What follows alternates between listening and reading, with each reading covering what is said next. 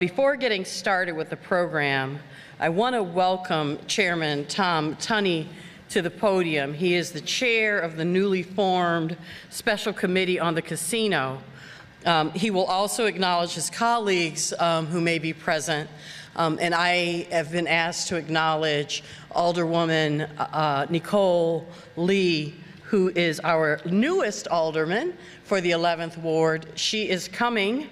She has not found the cloning machine yet, so she is stuck at, or she is at another event with her constituents. But she will be here as well. And with that, I'd like to turn it over to Chairman Tunney. Thank you. Good evening, everybody. 3 nights in a row talking about what I think is probably one of the most important decisions we'll make as a city council this year, and that is casino gambling coming to Chicago. Mayor Lightfoot has asked, and my colleagues have supported me to chair this committee for the city council. My background is hospitality, hotel, restaurant management. I have a little bit of experience owning my own business and going to some of the best hotel restaurant schools in the country, which gives me pause when I think about what kind of impact for our future employees, management, and otherwise that this casino could bring to our city and our hospitality community. As we are here, all of us, not only the presenters, but us as city council people, to hear from our communities. Each community is going to be impacted by this decision that we will make with the city council and the mayor and the mayor's office. But we've got to hear the local input.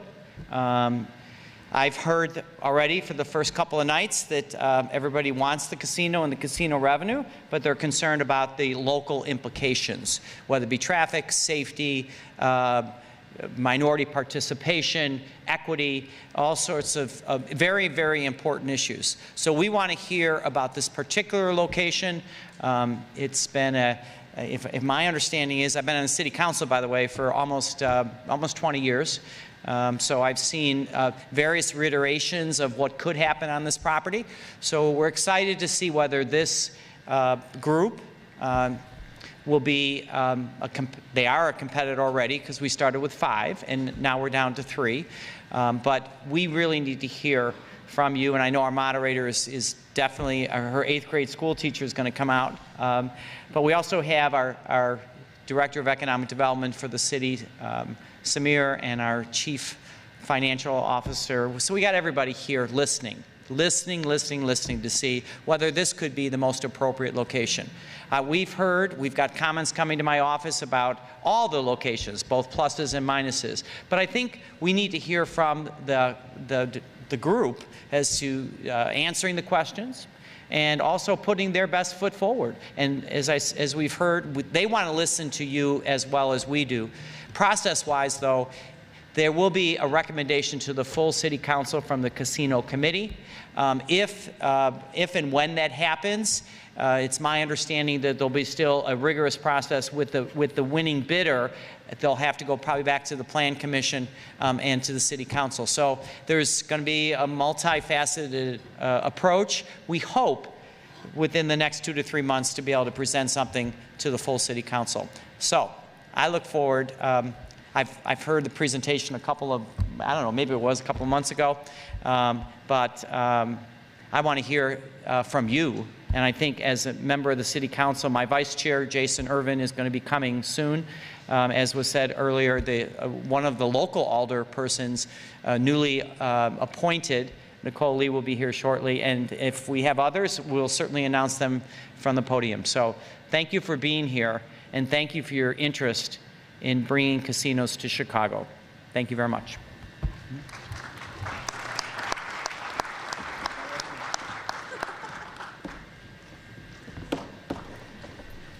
Now, I had planned to go the whole night without talking about my 8th grade teacher stuff, but there you have it.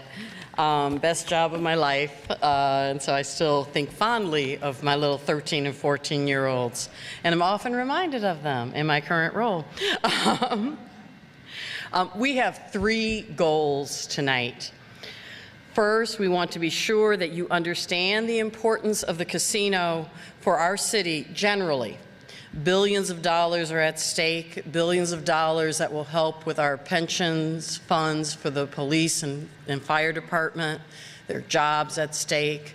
There's the opportunity to vitalize an area that is not yet vitalized. We also want you to hear about the specifics of this particular proposal, the River 78 proposal. You saw the renderings and information when you entered, but more than just the architecture, we want River 78, as we have asked all of the proposed casino operators, to talk about their commitment to community and the economy, and also about their temporary casino plans. There will be a temporary casino until the full casino is built. Third, we want to hear from you. You received comment cards when you entered. Please fill out those question and comment cards.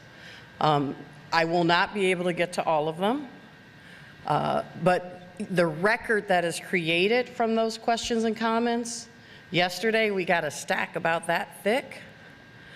That creates a permanent sort of record from this community engagement, whether we get to the questions or not.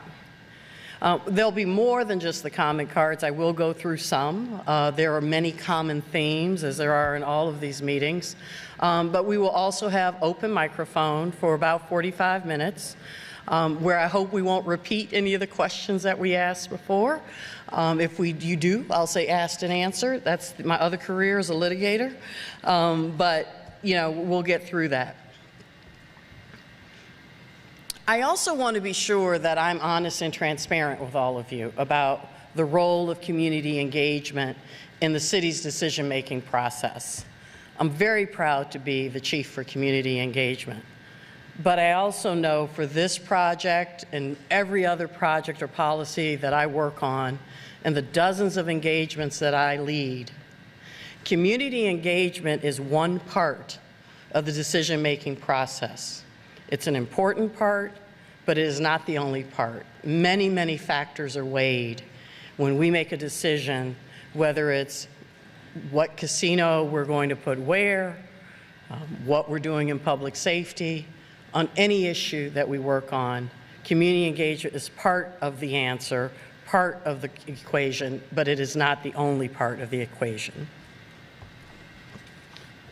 I know that there are some very strongly held views in this room, as there have been in all the other rooms that we've visited this week, and they are sincere and strongly held views.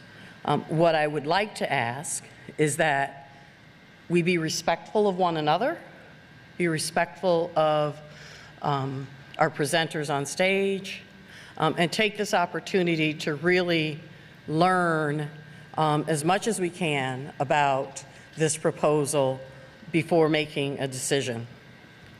So to that point, no signs, no holding up signs. I've told that to all sides on this matter. We all are going to cheer or hiss or boo. I like cheers better. Transitory reactions are fine. Sustained disruptions, we can't allow that to happen. It's not fair to other people who came here to hear about what's going on. And so I ask again for your respect to not sort of pull a sign from out of your pants and, try to start a disruption and tear down the event. Then you'll see my 8th grade teacher skills. And I promised myself I wasn't going to show those anymore. So with that, it's my privilege to introduce our Deputy Mayor for Business, Economic, and Neighborhood Development. I think I got it right for the first time, Samir Mayakar. Thank you.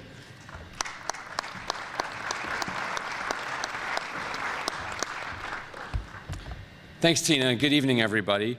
I want to echo what Chairman Tunney said, just to say thank you for taking time out of your evening to be here to engage on this very important topic for the future of the city. So we're here tonight to really hear your feedback regarding the development of a potential entertainment district anchored by gaming near this site. The new entertainment district needs to provide benefits to the city as a whole, but also to your neighborhoods.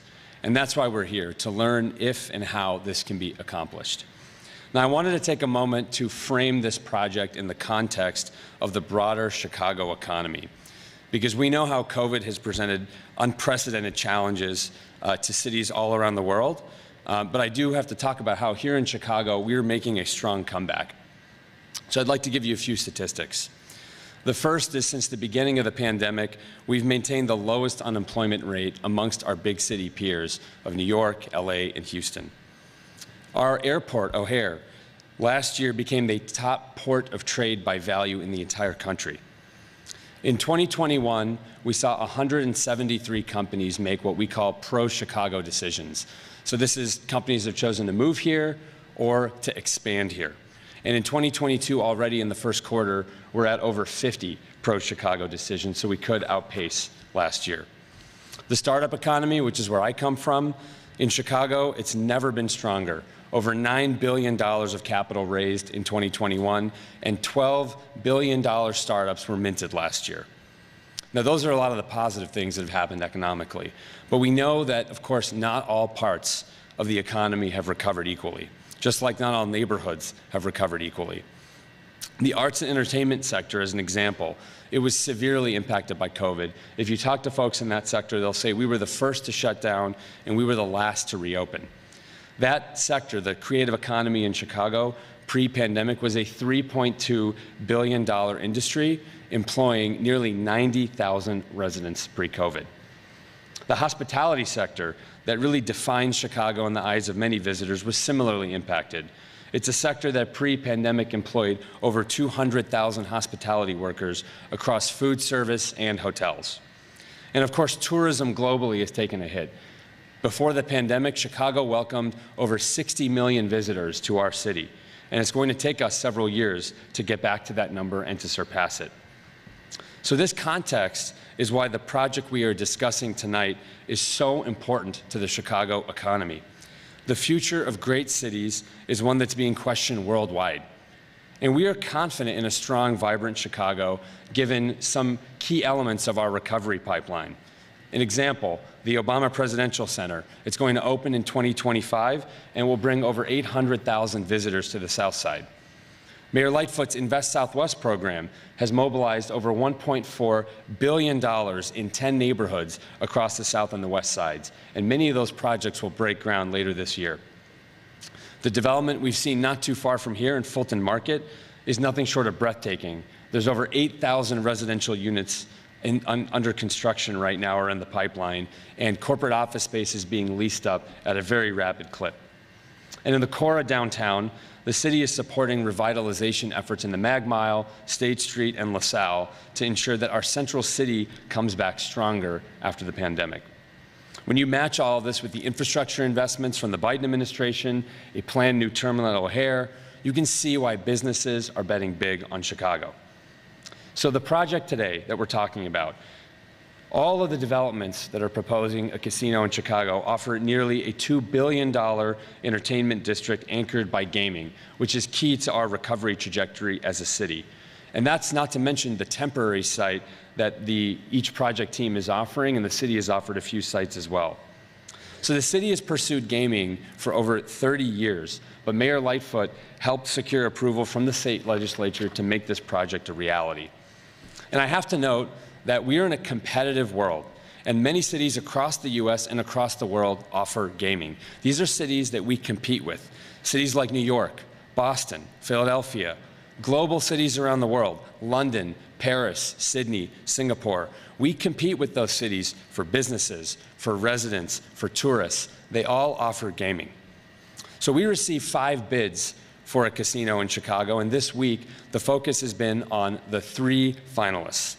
In each instance, the finalists offer significant financial benefit to the state and the city, and you're going to hear more from my colleague, the CFO, about that. Thousands of jobs, both temporary and permanent, the opportunity to build community wealth, major investments in infrastructure and community amenities, world-class design befitting the reputation of Chicago architecture, a focus on sustainability, and of course, yes, the potential to have fun in a new district. But we also understand, as Chairman Tunney mentioned, that there are concerns with these projects, and we see these concerns with many new developments. So the teams are here to answer your questions tonight and really to hear your feedback. The city team working on this in particular has been attuned to a few things. First, concerns related to congestion and traffic and how infrastructure can be enhanced. Secondly, safety around the district, given the increased car and foot traffic. Third, concerns around equity of such a large development and who benefits. And we know that there's more. So Mayor Lightfoot firmly believes that community engagement is a critical part of the development process. And so we appreciate you being here tonight. And with that, I'm going to hand things over to our CFO, Jenny Bennett, and then we'll kick it off to the development team. Thank you very much.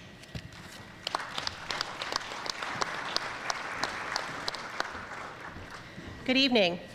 My name is Jenny Huang Bennett, and I'm the Chief Financial Officer for the City of Chicago. Thank you for investing your time with us at this community engagement hearing surrounding the proposed Chicago casino. The City of Chicago has been pursuing a casino for approximately 30 years. Every year that the city does not have a casino open, gaming activity that already exists in the region goes to the state of Indiana to the tune of $331 million a year. The City of Chicago anticipates that it loses approximately $400 million in gaming revenue statewide and $200 million in direct city revenues every year that the casino is not open. You can do the math of how much money that means over the course of 30 years. In addition, there's approximately $25 million of annual revenues generated for other important sister agencies of the city, such as Chicago Public Schools, Chicago Park District, and other entities which serve an important essential purpose. This project is expected to create well-paying jobs, currently estimated at between 6,800 to 19,000 new construction and operational jobs for a nearly $2 billion project. We will also work with the bidders to support workforce development and training programs and hospitality programs, as Chairman Tunney mentioned.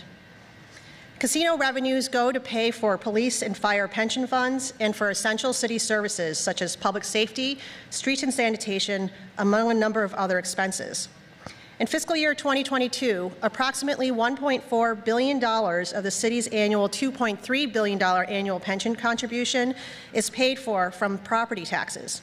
Approximately $329 million of funds are paid for through the city's corporate fund, which funds those essential services I mentioned earlier. This casino project is a critical recurring revenue source to help with shoring up the city's police and fire pension funds, as well as solidify the city's overall financial health.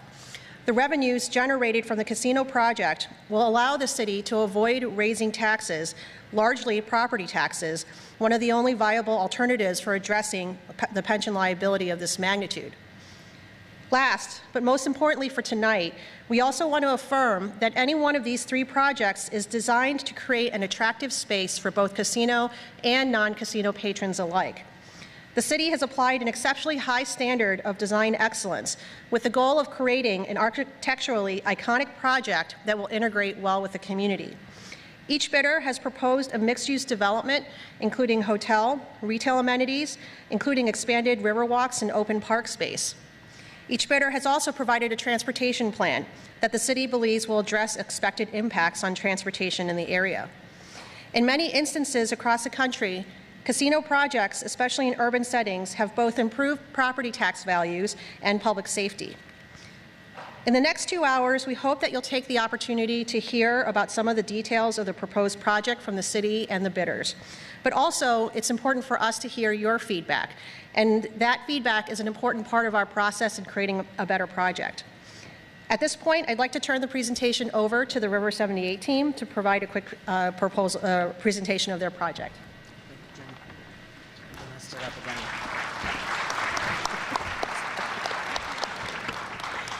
So Jenny is one of my favorite people on my team, and I've messed her up 2 nights in a row. We have these smooth transitions, but I see a lot of people standing up in the back, and I also see a lot of empty seats. Yesterday I had some fun with the fire marshals. I don't want to have fun with the fire marshals tonight.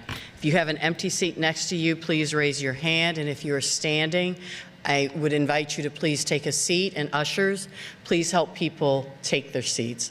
I really can't have large crowds standing in the back blocking the exits, so seats are everywhere.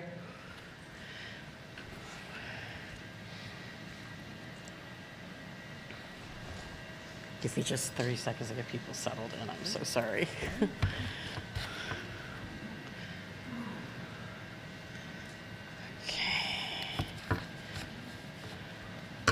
Okay, I got a pocket back there. You guys, I'm really serious. I'm an 8th grade teacher. If you're not able to sit, I'll invite you to leave because there are seats.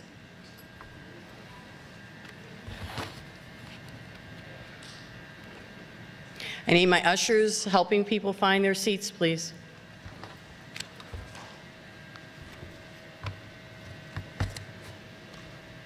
I see my pocket over here too. I'm inviting you to please take a seat. Thank you.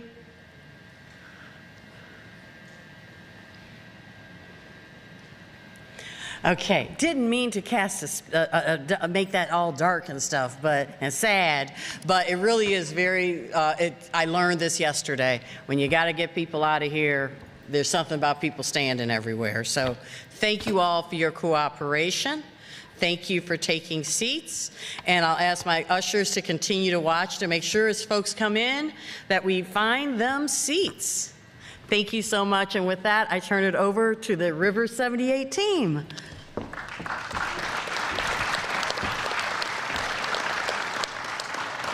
Thank you, Tina, and good evening. My name's Kurt Bailey. I'm the president of Related Midwest.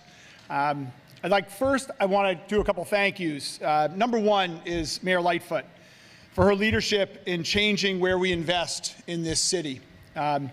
We view the 78 as the largest Invest Southwest project in this city, and we look forward to partnering with the administration to bring this vision to life. I want to say thank you to Alderman Tunney for his leadership on the committee, Alderman Irvin as well, who I don't think has gotten here yet.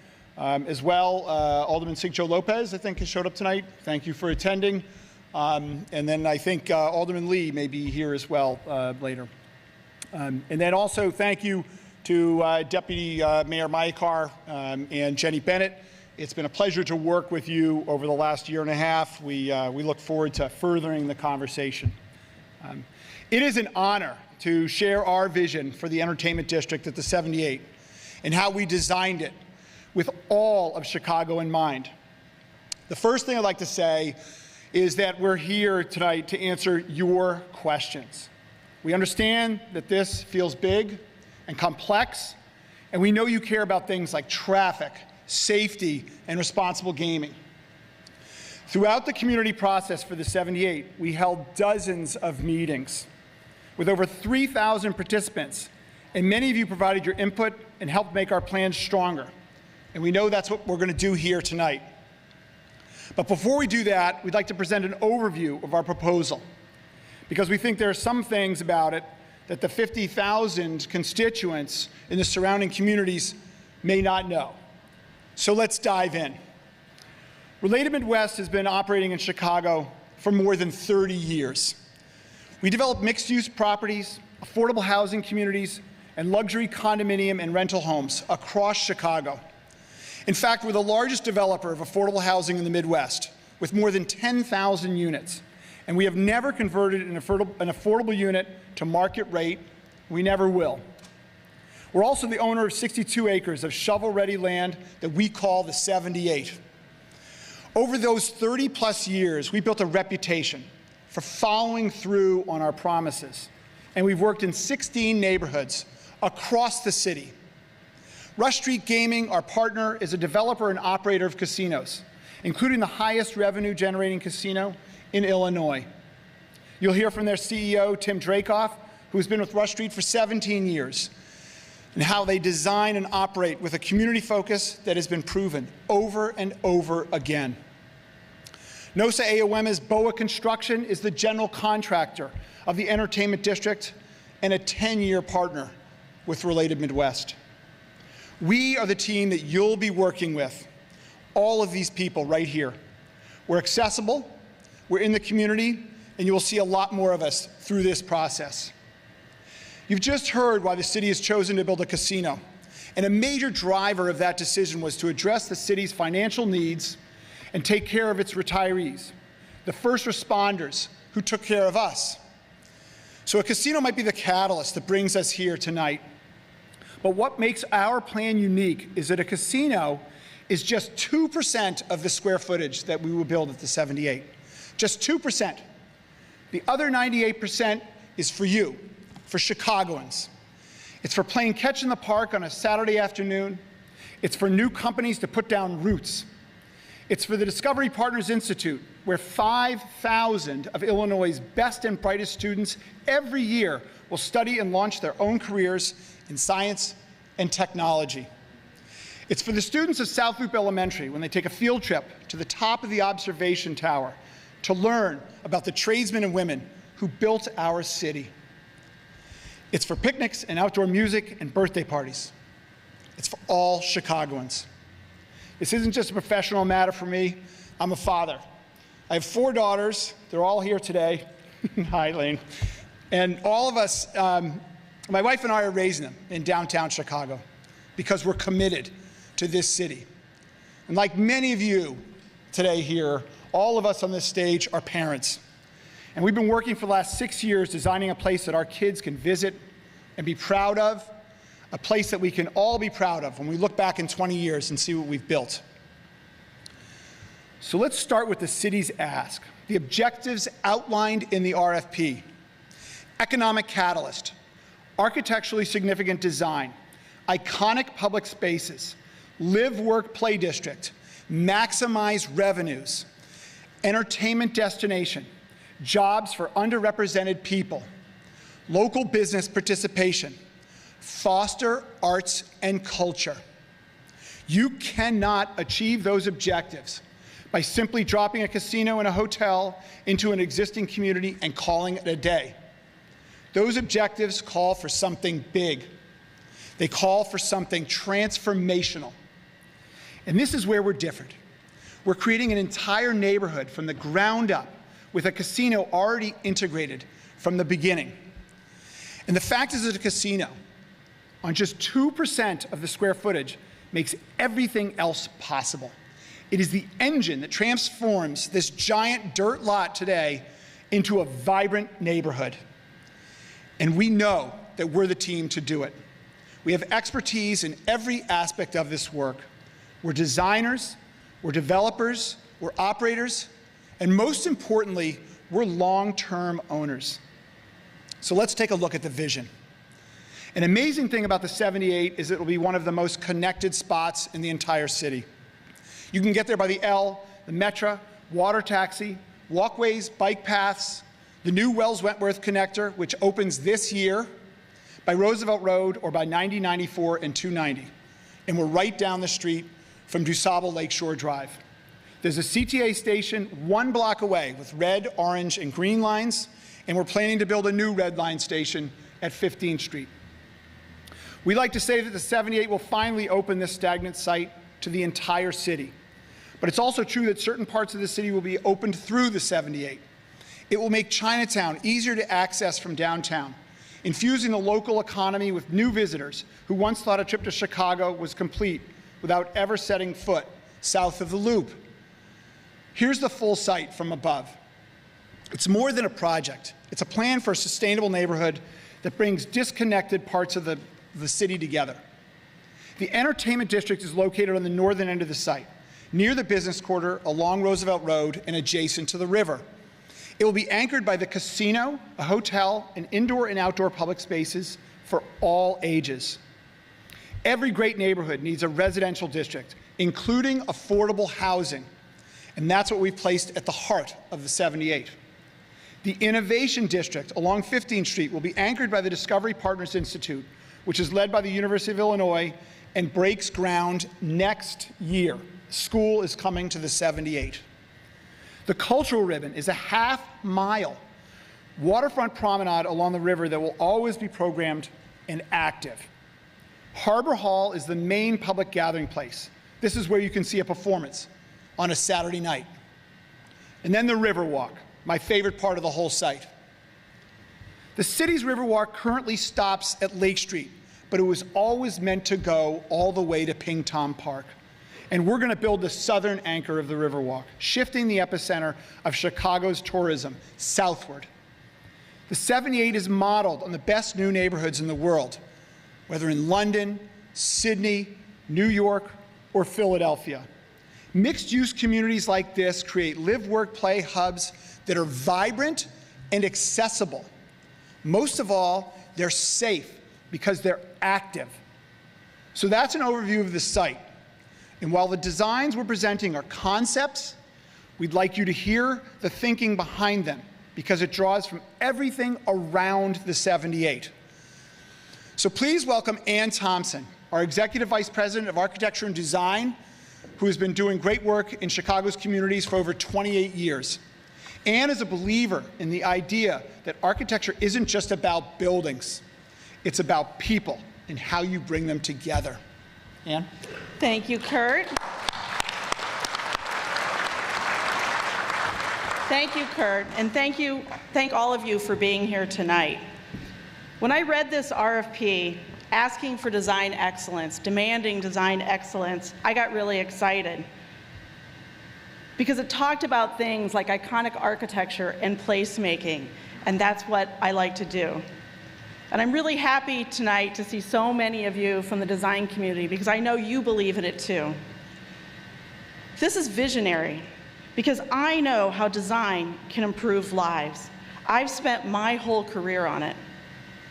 But you might ask, why should you be excited? Because great design connects people.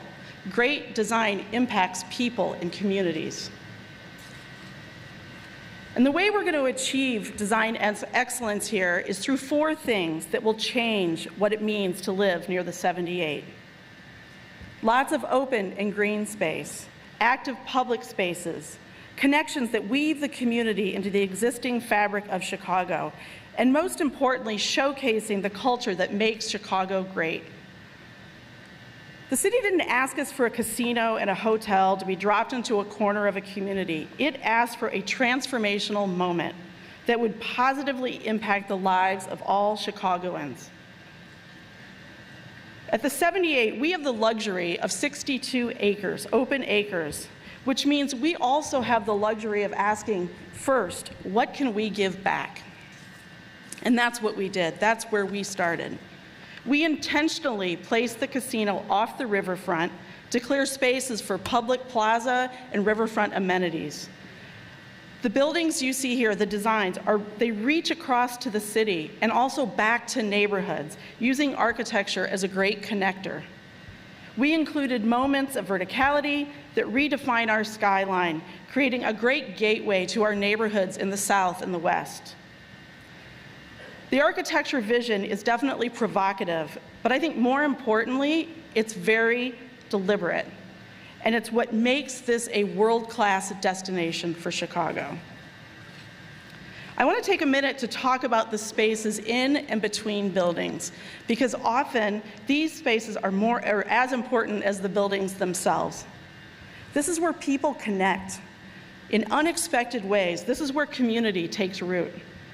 This entertainment district includes a whole network of open space that provides opportunities to gather, but also an opportunity for critical connections between people, between downtown and neighborhoods, between neighborhoods, and from neighborhoods to the riverfront. This plan includes 11 acres of new parkland and open space. And research tells us that parks bring us clean air, they enable moments of wellness, and that creates better health outcomes for all of us. I want to take a minute because I cannot emphasize enough how impactful this will be to this community. We are talking about 11 acres of park. That's like adding 6 more Cottontail parks to this neighborhood. That's what transformation looks like. And these are going to be places where you can gather. They're places to wander. They're places to bring your kids to have a soccer game on a Saturday afternoon or learn to ride their bike. It's where you can do yoga or read a book. But we also have the riverfront, which is currently inaccessible to the surrounding communities, but it's one of our greatest assets. We're going to change that accessibility. We're building an active riverfront that's accessible to everyone, and we've designed it as a place to celebrate the city's cultural heritage. I'm very excited tonight also to announce that we will create an Arts and Culture Board with representatives from the surrounding neighborhoods who will help us program public art and performance at the 78. We want Chicago-based artists to find a global audience here, a home here, and we want you to be part of it, truly. But being Chicago, we can't really talk about the next great place without talking about food. And we've chosen to focus on the food from neighborhoods. We already have 11 commitments from small, locally owned businesses who bring our city's multi-ethnic history and culture alive through food every day. I want to give a specific shout out to two of them that are here tonight, Janelle Richmond of Bronzeville's Emiche and Kenny Yang of Chinatown's Ken Key. I can't see you because of the lights, but I know you're here. Thank you. And finally, let's just talk about the observation tower. This is the Eiffel Tower of Chicago, in that it will become instantly recognizable and synonymous with our city. And it's not just about creating a great view. This tower will have educational programming in partnership with the Chicago Architecture Center and includes a dedicated program for Chicago public schools. I would love to tell you more about this later tonight. This is visionary. This is aspirational. This is what design excellence looks like. And I hope it's clear to all of you that this is a transformational opportunity, truly. This is like the World's Fair. This is Millennium Park. Those projects changed the way the world looks at Chicago. They changed the way we looked at our own city. This is the kind of opportunity that we're talking about. This is the kind of scale that we're talking about. And I hope that you are all here and will embrace this opportunity with us. And please know that what you're seeing here tonight is just the start. We're here. We're going to come back, and we want to work with you as we develop this entertainment district. Now I'd like to turn it over to our partner, Tim Dreckhoff, CEO of Rush Street Gaming.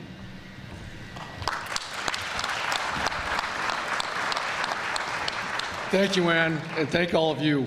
We're also passionate about design, which is a key reason we decided to partner with Related, not just because they have an incredible site, but because of their experience and track record. Rush Street. Why is Rush Street the right operator for this community? First, we only develop casinos in urban markets. That's all we do, and this experience matters. Second, we're Chicagoans, and we have a vested interest in creating the most transformational project possible because we love this city and we want to make Chicago proud of what we do here. Third, we focus on providing our diverse employees with careers that generate wealth. Finally, we have a community-centric approach that drives everything we do. We pride ourselves on being active participants in this process with you long before shovels go into the ground. We've built our whole company around this approach. Let me give you an example. In the Fishtown neighborhood of Philadelphia, we were planning to build a casino. Residents were concerned that it would lead to crime, decreased home values, and other issues. We worked with neighborhood groups, we hosted town hall meetings, we even went door to door to understand the community's concerns. We worked with local law enforcement and developed a security plan the community was comfortable with. We set up a new community foundation to serve the needs of our area. We hosted career and vendor fairs to educate the community on the opportunities we were going to create. Fast forward to today, Fishtown has attracted national media attention for the ripple effect our casino has created. It has kick-started development of additional multifamily buildings, new award-winning restaurants, brew pubs, and a brand new music venue. That's how powerful it can be when a casino is properly integrated into an urban environment. In addition, crime has decreased, home values have gone up because the neighborhood has become an incredible place where people want to live. Here in Chicago, we have the ability to start bringing the benefits to the city quickly through a temporary casino plan that involves docking a newly renovated riverboat at the 78 site, while the construction of the facility Ann just described is being completed. In the meantime, we'll work with you to fine-tune our plans. Being from Chicago, we know Chicagoans do not want a big, flashy, Vegas-style building here. We get it. Everything we build is custom designed for its unique community setting. And being a good community partner means inviting you into that process. On top of being a great neighbor, we're a great employer. We're committed to building equity and wealth for our team members. Our team members build long-term careers at our properties, and 49% of them across the country identify as minorities and people of color. In Chicago, we expect this figure to be north of 60%. The average annual compensation, including benefits for managers and below across our company, is over $65,000. And starting positions require only weeks of training that we provide for free. No prior experience is necessary. Since 2009, we've promoted over 5,800 of our own employees to new positions within the company.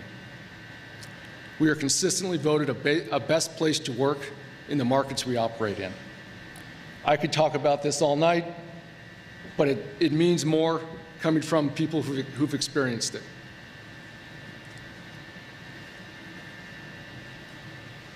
Since the start in 2012, the River Scholarship Program has given almost $3 million to about 250 recipients. I don't have to worry about paying for bills and paying for school. It becomes a lot more about just focusing on your classes and growing yourself. And I know it's working too, because you both have a 4.0 grade point average. It gave me the opportunity to go to school, to become something that I want to do the rest of my life, which is become a nurse. We always say that we hope that Rivers is not just a job, but an actual career. Rivers Casino has not only given me the opportunity to work in the field that I love, but now, thanks to the scholarship, they have also given me the opportunity to complete my schooling. Rivers made a commitment to the community that they would be a partner with us and collaborate with us. There was a lot of debate and discussion about whether we should have a casino in our community. People thought there would be a dramatic increase in crime, dramatic increase in gambling addiction, and none of those things have happened. As a matter of fact, crime has gone down. I think you should look at their track record, and you will find that they are deeply committed to their communities.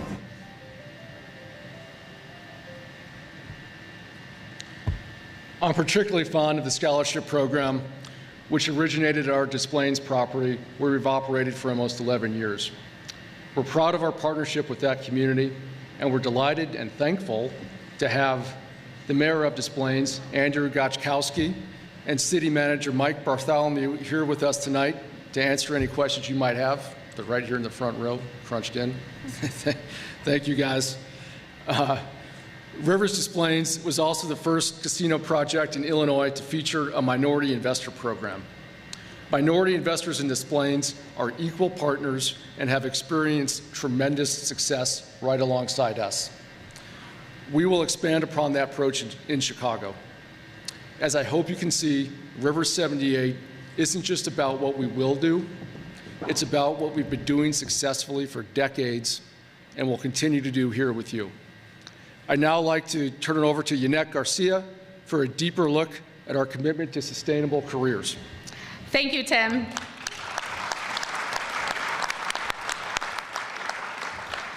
Thank you, Tim. I'm Yannette Garcia. I'm an architect and vice president at Related Midwest. You know, it's always great to be back here at UIC, class of 2001. So thank you all for coming back and coming out tonight. I'd like to start with a very simple truth. The 78 is an unparalleled opportunity to bring sustainable economic wealth to all of Chicago communities. You know, in the past, when big projects and opportunities like this have come along in our city, minorities and women have not been welcome to participate at the onset of a project, and therefore have not benefited in terms of careers and business opportunities. And I tell you that this must change. And at the 78, this will change. Let me tell you how. Related has worked for decades to create a more inclusive building industry where someone who looks like me, a woman, a Latina, can be a leader, can be empowered, and have a voice. You know that saying, you can't get a job without experience? Well, you can't get experience without a job. And that's what it's like for small businesses in this industry. That's why Related has given over $250 million in contracts to minority and women-owned businesses, including over 20 first contracts that was the break they needed to get started. We continuously mentor small business owners and help them grow, and we're intentional about partnering with minority, women, and veteran-owned businesses in construction and professional services, including many from the Black and brown communities that are here tonight. We've been doing this for years. We don't talk about it, we don't just say that's what we're gonna do. We actually get it done and we do it. And I've been here to help shape that, and I see the impact. But the difference is that the scale of this project is unmatched, meaning that the scale of our impact can truly move the needle, and we're ready for that. We will hire 4,000 people for construction jobs and create 3,300 permanent careers at the entertainment district. But the entertainment district is only one part of the 78. You see, across the entire site and the length of this development, we will hire 39,000 people for construction and permanent jobs and careers. That's 39,000 people. The entertainment district with the casino makes this possible. I know that the sheer number of careers and wealth that will be created here is difficult to imagine. But maybe, just maybe, you can imagine some of those individuals. So as my 2-year-old says, Mama, close your eyes and imagine. Imagine that recent graduate from South Lawndale who wants to be a carpenter and introduced to this trade in high school and is now starting that apprenticeship. Imagine that military veteran from Garfield Park who for the last 3 years has been working to establish that painting distributorship, just waiting for that big break. Imagine the supplier from Chinatown who wants to grow that business and hire people hoping to expand. Now, 10 years later, when we're about to finish the 78, that apprentice is a journeyman, managing a whole team. That distributorship is thriving and generating wealth for families in the community. And suppliers, that supplier bought that warehouse and hired more people. Now imagine those stories times 39,000. Just imagine. Imagine the impact. Imagine the difference this project will make for families. Imagine what it will do for your family. This project, because of the unique scale to build an entire community, is about creating real economic growth for Chicagoans, growing businesses and creating careers for people who have not had a seat at the table. Now, I mentioned Hire 360, which we co-founded years ago with other developers and contractors and labor to mentor and train and raise capital to help underrepresented groups of individual businesses to grow. We have also established a partnership with City Colleges of Chicago. We did this back in June to develop certificate programs that prepare people for hospitality, gaming, IT, management careers at the 78. But it's not good enough to just hire a workforce. We must retain it. And so we helped to form a program we call COCO to change the job site culture and make it welcoming for everyone. And we can certainly talk about that after this. So as we continue to make these commitments to do the right thing, we're not doing this alone. So today, I am proud to say that we have 200 businesses that have signed our shared commitment to industry transformation, which is a plan to change the way we build our city, from the very beginning of a project all the way through the end. It's a commitment by industry stakeholders, large and small, local and national, who do the hiring, who do the contracting, to help level that playing field and get that experience. We've spent years building this coalition of businesses committed to change. And again, we don't just talk about it, we don't just plan it, we do it. These opportunities are going to reach every part of our city, from the north side to the west side to the south side. In other words, we don't want what happens at the 78 to stay at the 78. We want it to be that spark that ignites change and spreads greater equity and wealth throughout our communities. This is our city, and this is so much bigger than a casino. Now,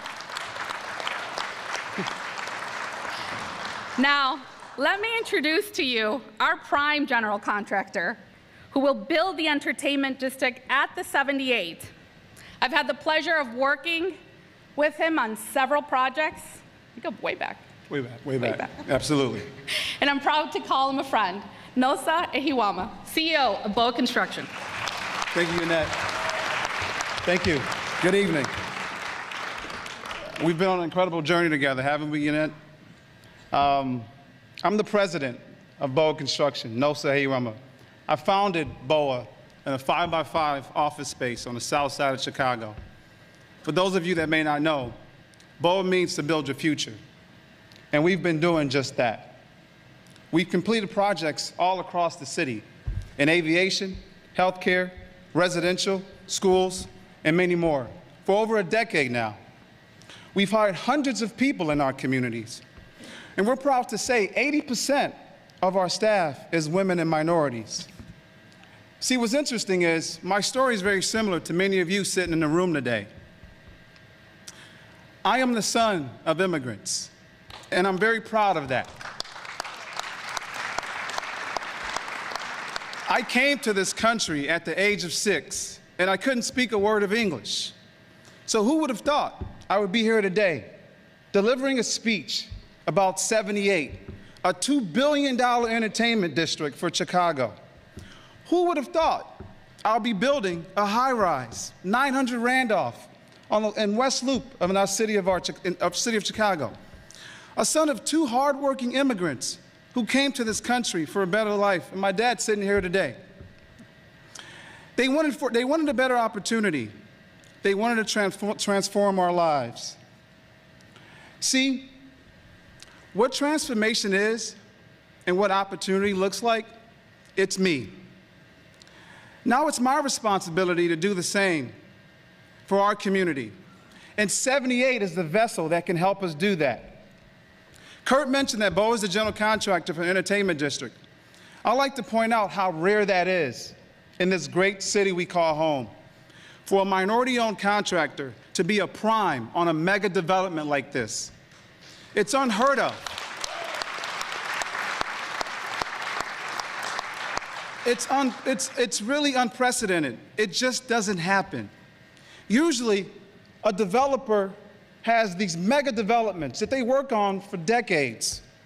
They look for a majority-owned firm first, and then they find minorities to add to the team.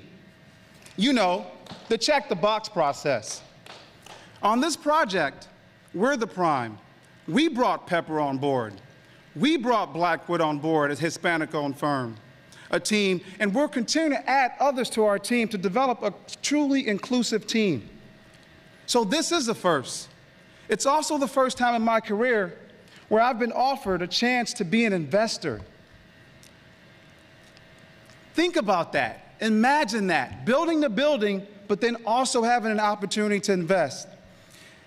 Kurt said, hey, we want you to build it, but we also want you to build and invest and reap the benefits from that as well. But not just me, other 125 minority investors who are sitting in this room today. An opportunity to really build wealth in the Black and brown community.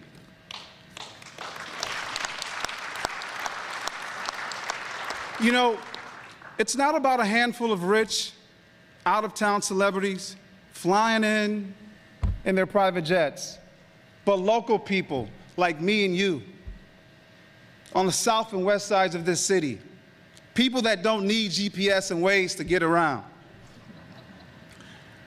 It's an opportunity for us to invest at affordable levels and gives us a reason, a way for us to really move the needle in our communities.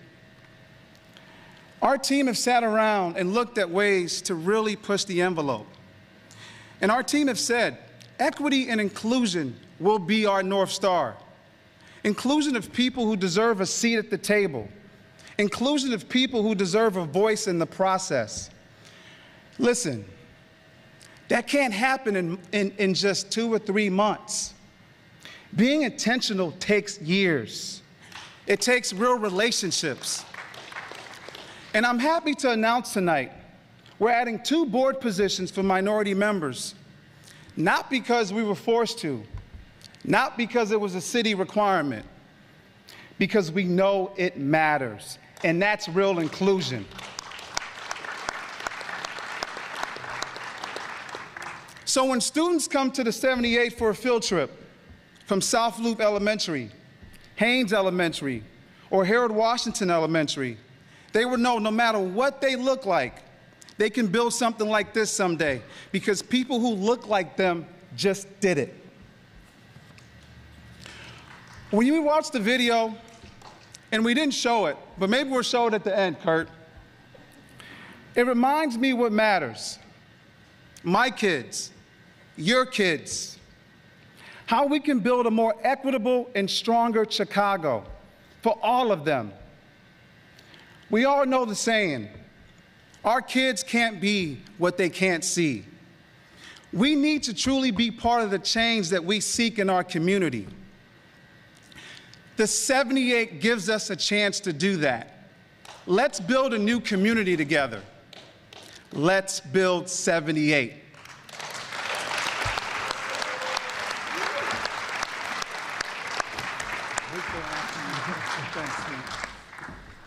Thank you, Nosa. I have one more thing I'd like to add quickly before we move to your questions. We've mentioned this a few times tonight, but it's important to reiterate this, that we are Chicagoans. We live here, we work here, we're raising our families here. We know the city, we know its values, we know its challenges, and we know many of you here tonight.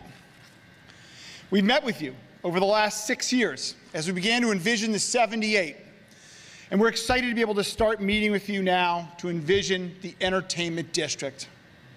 Our track record reflects decades of designing, building, operating, and owning here in Chicago. And I hope we've shown over the last 30 years our understanding of the importance of community voices in everything we do. We're a hometown team, and we're proud to see a lot of supportive community faces in the audience tonight who can attest to our integrity and accountability in processes like this because we care about the legacy we build. We're ready for your questions, and if there are any we can't get to tonight, rest assured we will be back to answer them. Thank you for all of your time.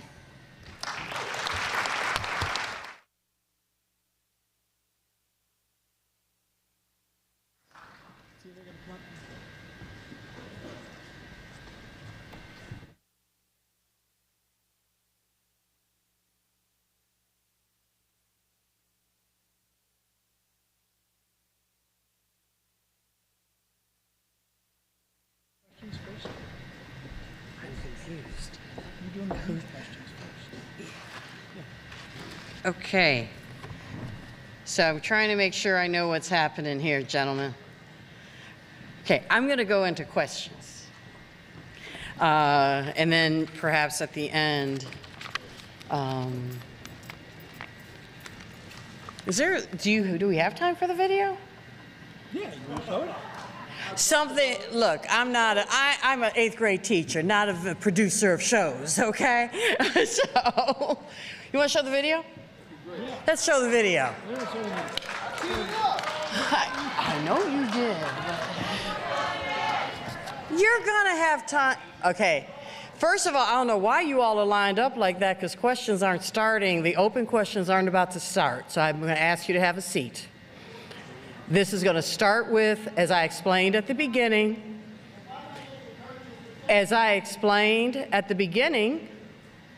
the questions first.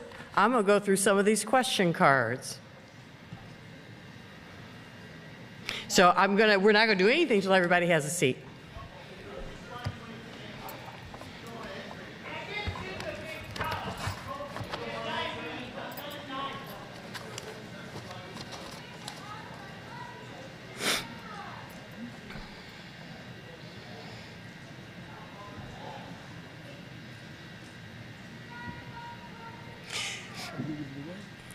And so, where's the video that we're going to roll? Let's roll. Okay, I'm inviting you. Thank you for leaving.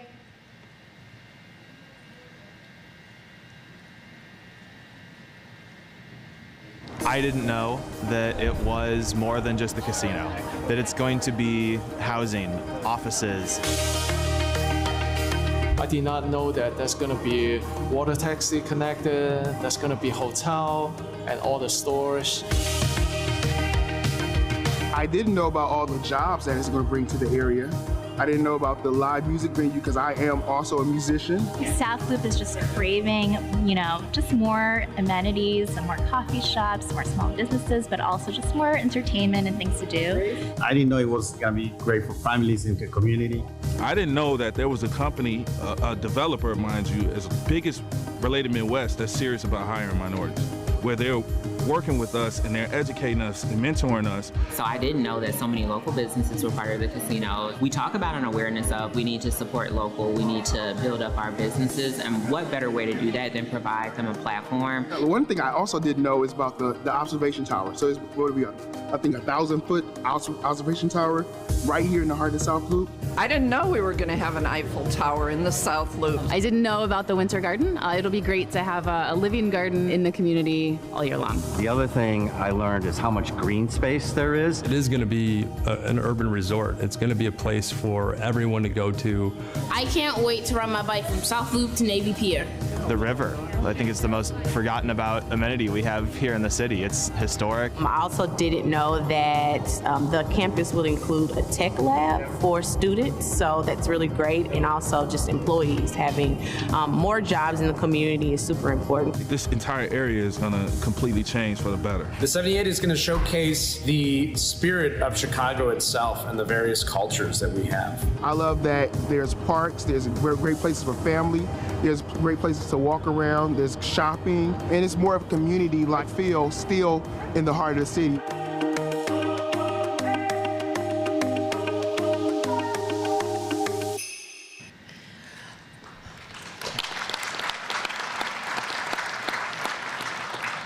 All right, so as I explained in the beginning, and as has happened in all the other community engagement events, we start our questions with sort of piles of questions that we have collected. Some of you who were here at the beginning, I explained that, so I'll re-explain it. The truth of the matter is, generally in a room like this, about 20 of you have the same question. And so if you want to get through a maximum number of questions, you bundle those questions, so that you don't have to hear 20 people ask the same question. I'm going to do about 20 minutes of these questions, and then I will invite people to come to the microphones, and we will have open mic. Open mic is not going to go on all night. Open mic will be 90 seconds per person, and at the end of those 90 seconds, your microphone will be cut. I'm going to ask for no shenanigans like I yield my time to the guy behind me. I will cut your mic. This is a big room. There are a lot of people with questions. And the only way we get through this fairly and equitably for everybody to have a chance to ask a question is if we're respectful of the process. I will sort of count out who's out there. It usually takes about 5 minutes a question, 90 seconds for you to ask it, about 2 minutes to get a response. And so I'm going to count, and when we get to a certain number, I'm going to ask some of you to sit down, because we're not going to stay here till midnight. Okay, I'm going to start with the first set of questions. Temporary casino. Where will your temporary casino be? How big is it? And when will it be completed? Okay. Is my mic on? Okay.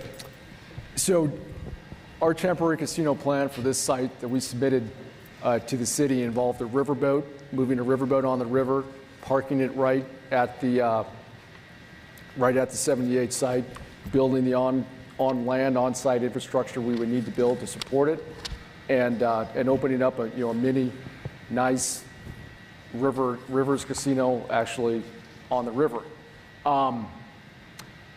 A boat could have up to 1,000 positions on it. That would be kind of tight, but it could have up to 1,000. Timing, as soon as we got all the approvals from the city and the state to do this, we think we could have a boat like that operational in 6 to 12 months. We like that aspect of the boat, from introduction of the 78 to the city and the visitors. It would be a little bit south of where the permanent casino would be to allow for the construction of that. But we would be able to get the riverfront fixed and ready to have that, as well as have the parking on the site. Thank you. You have several questions. How will the casino impact the planned tech park DPI? At your community outreach, a representative stated that if your casino is not chosen, then DPI will sit on its own. That feels like extortion. Please ask Related Midwest what they will do with the wonderful property if the casino is located elsewhere. They're a big developer. Hopefully they have more than one idea. Okay, there's several things there. But yes, so there is this incredible University of Illinois school that is going to go on the site at 15th Street. They will to be built at 15th Street. And we couldn't be more excited about that school coming and what it means to the entire economy for the city of Chicago. So you're talking about a school, a tech school, for the smartest students at the University of Illinois, University of Chicago, Northwestern, that would go here to study computer science and innovation for 1 quarter or 1 semester up to 4 semesters. 5,000 students. And so to have that as this amazing engine on the southern end of this site actually is complemented extremely well by having the entertainment district at the northern end of the site. And what that does, and there were a couple of those questions alluding to our ability to deliver on what the DPI will need. So what do you need when you have a school? Well, you need infrastructure, you need roads, and then you need things to do, right? So you need a hotel for people to stay at when they're visiting the school.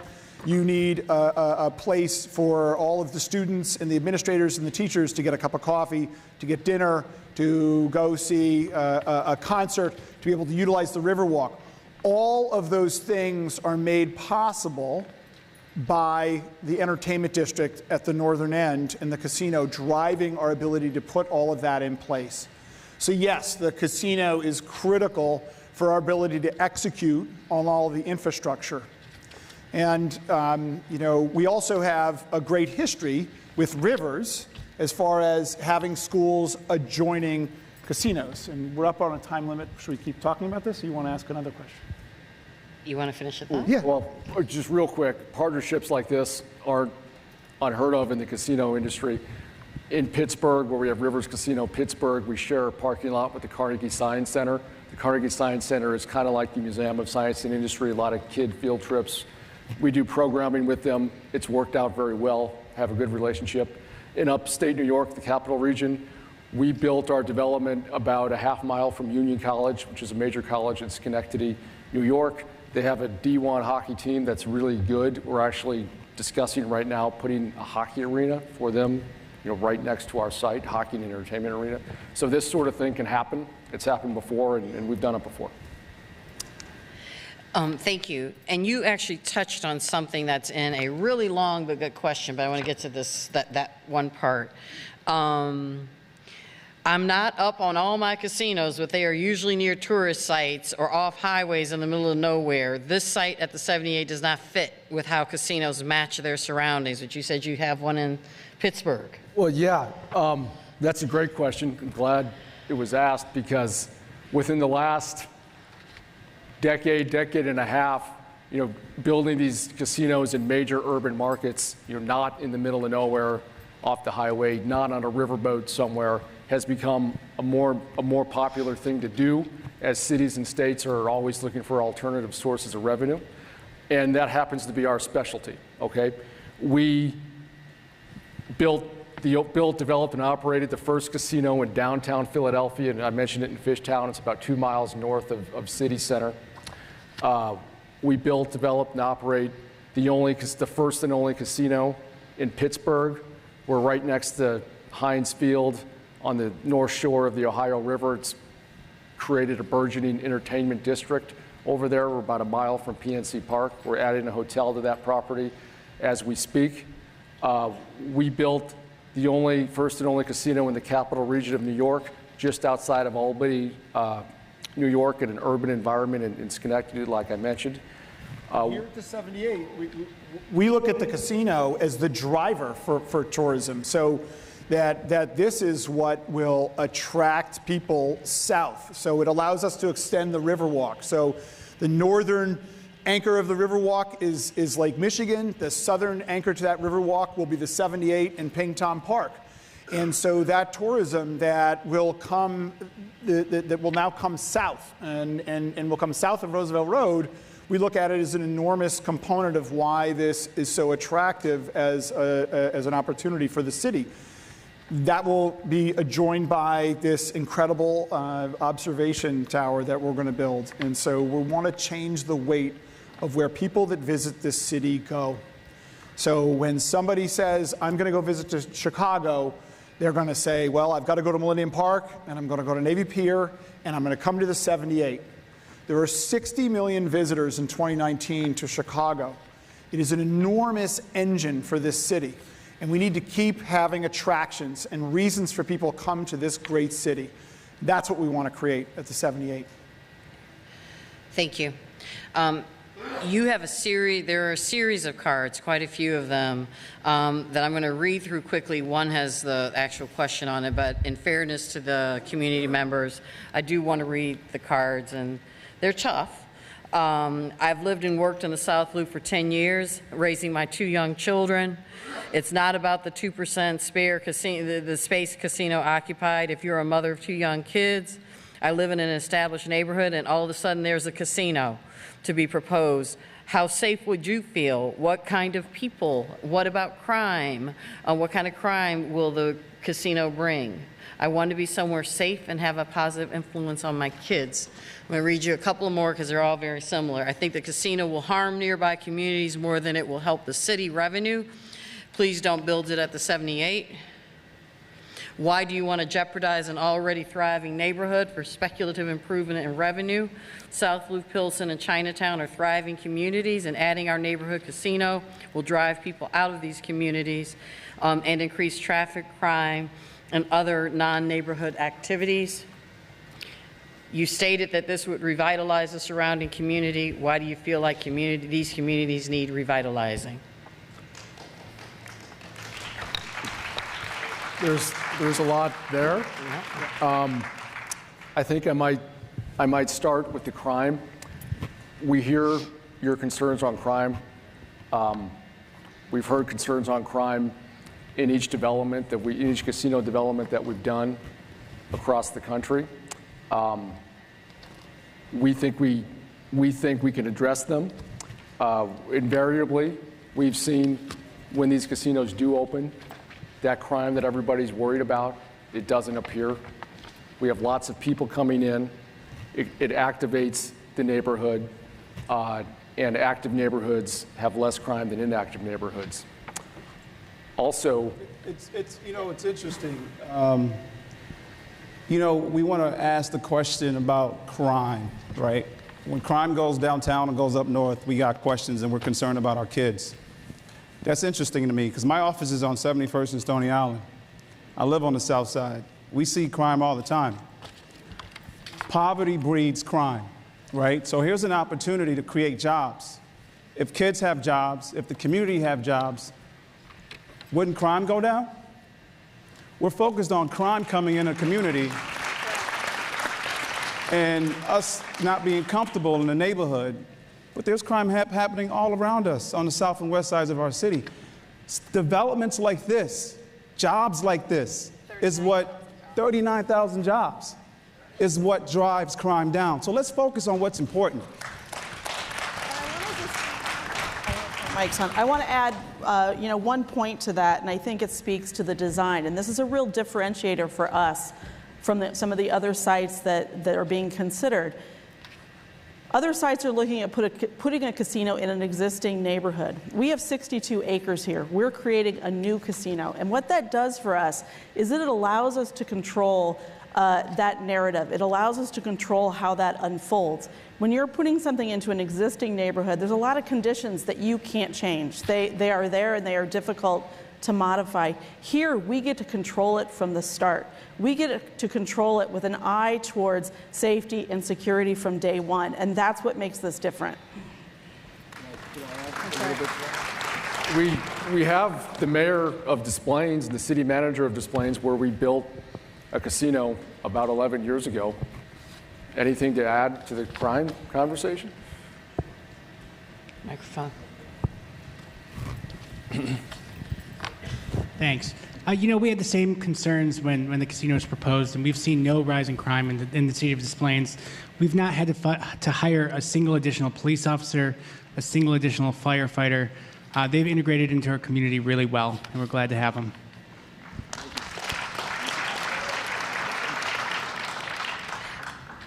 I always think it's important when you have the very critical comments for people to understand there are also people in this room who support the casino.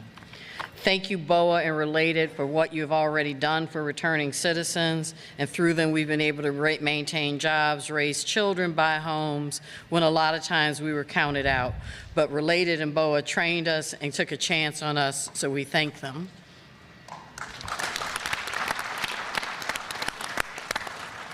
The casino will be an excellent opportunity for Chicago to shine. It would be one of the largest urban projects in the city. If you build it, they will come. Great venue, great location. The time is now. Diversify. The casino will be great job opportunities and revenue for the community. It'll be good for the community. I live 2 blocks and am overall in favor. The South Loop needs more entertainment, and I like this. Your handwriting, my friend, you put a lot on here. I also think the proximity to the Roosevelt Collection makes this an ideal tourist destination and all of the transit nearby for customers. My biggest concern, and this is I think you all may want to address, is we need more housing. Will the casino remove housing from the 78 project? With rents at an all-time high and vacancy rates so low, we desperately need more housing.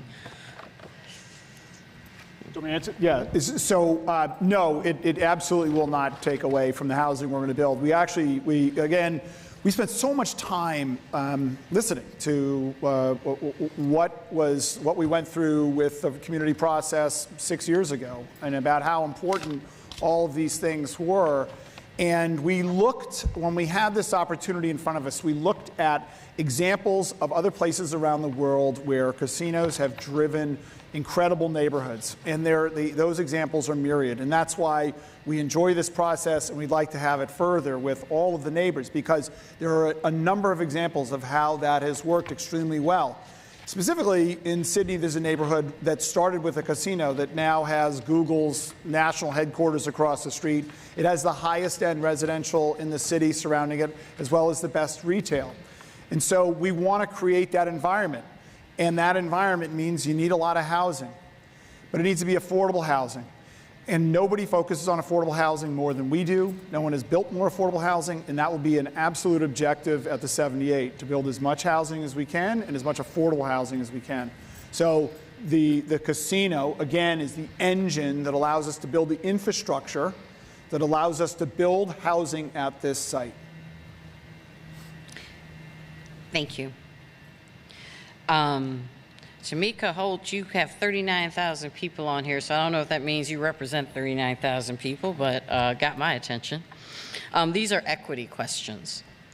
Who will be monitoring the minority and equity goals on a permanent basis that we as Black community organizations can trust?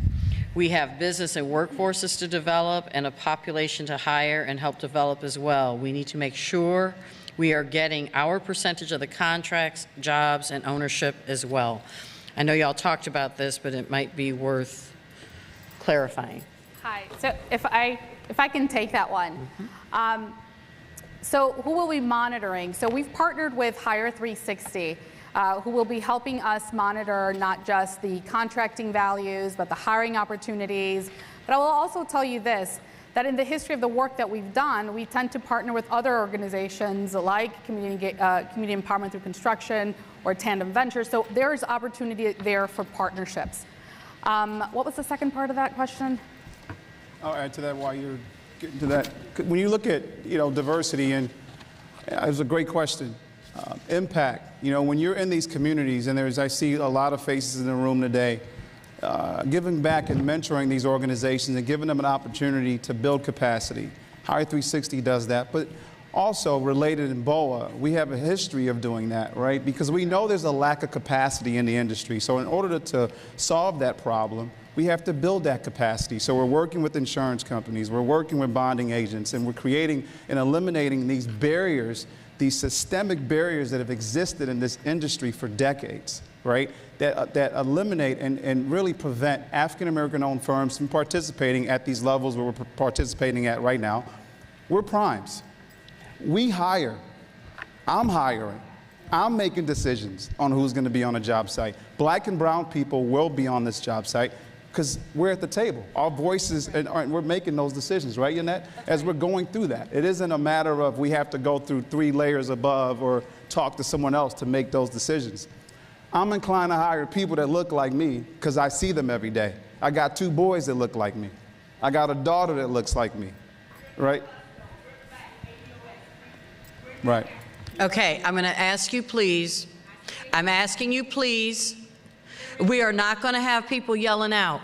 That is not how we do. That's not how we run these events. I am going to ask you to be escorted out.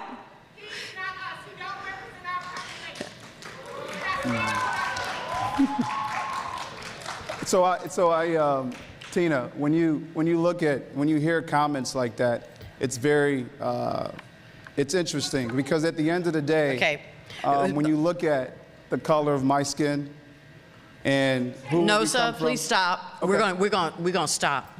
All right. Let me know when you're done yelling and screaming.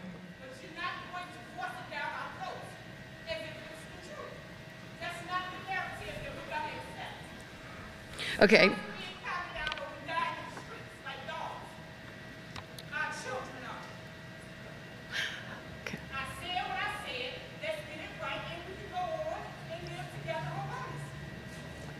So, Tamika, I tried to be really fair to you.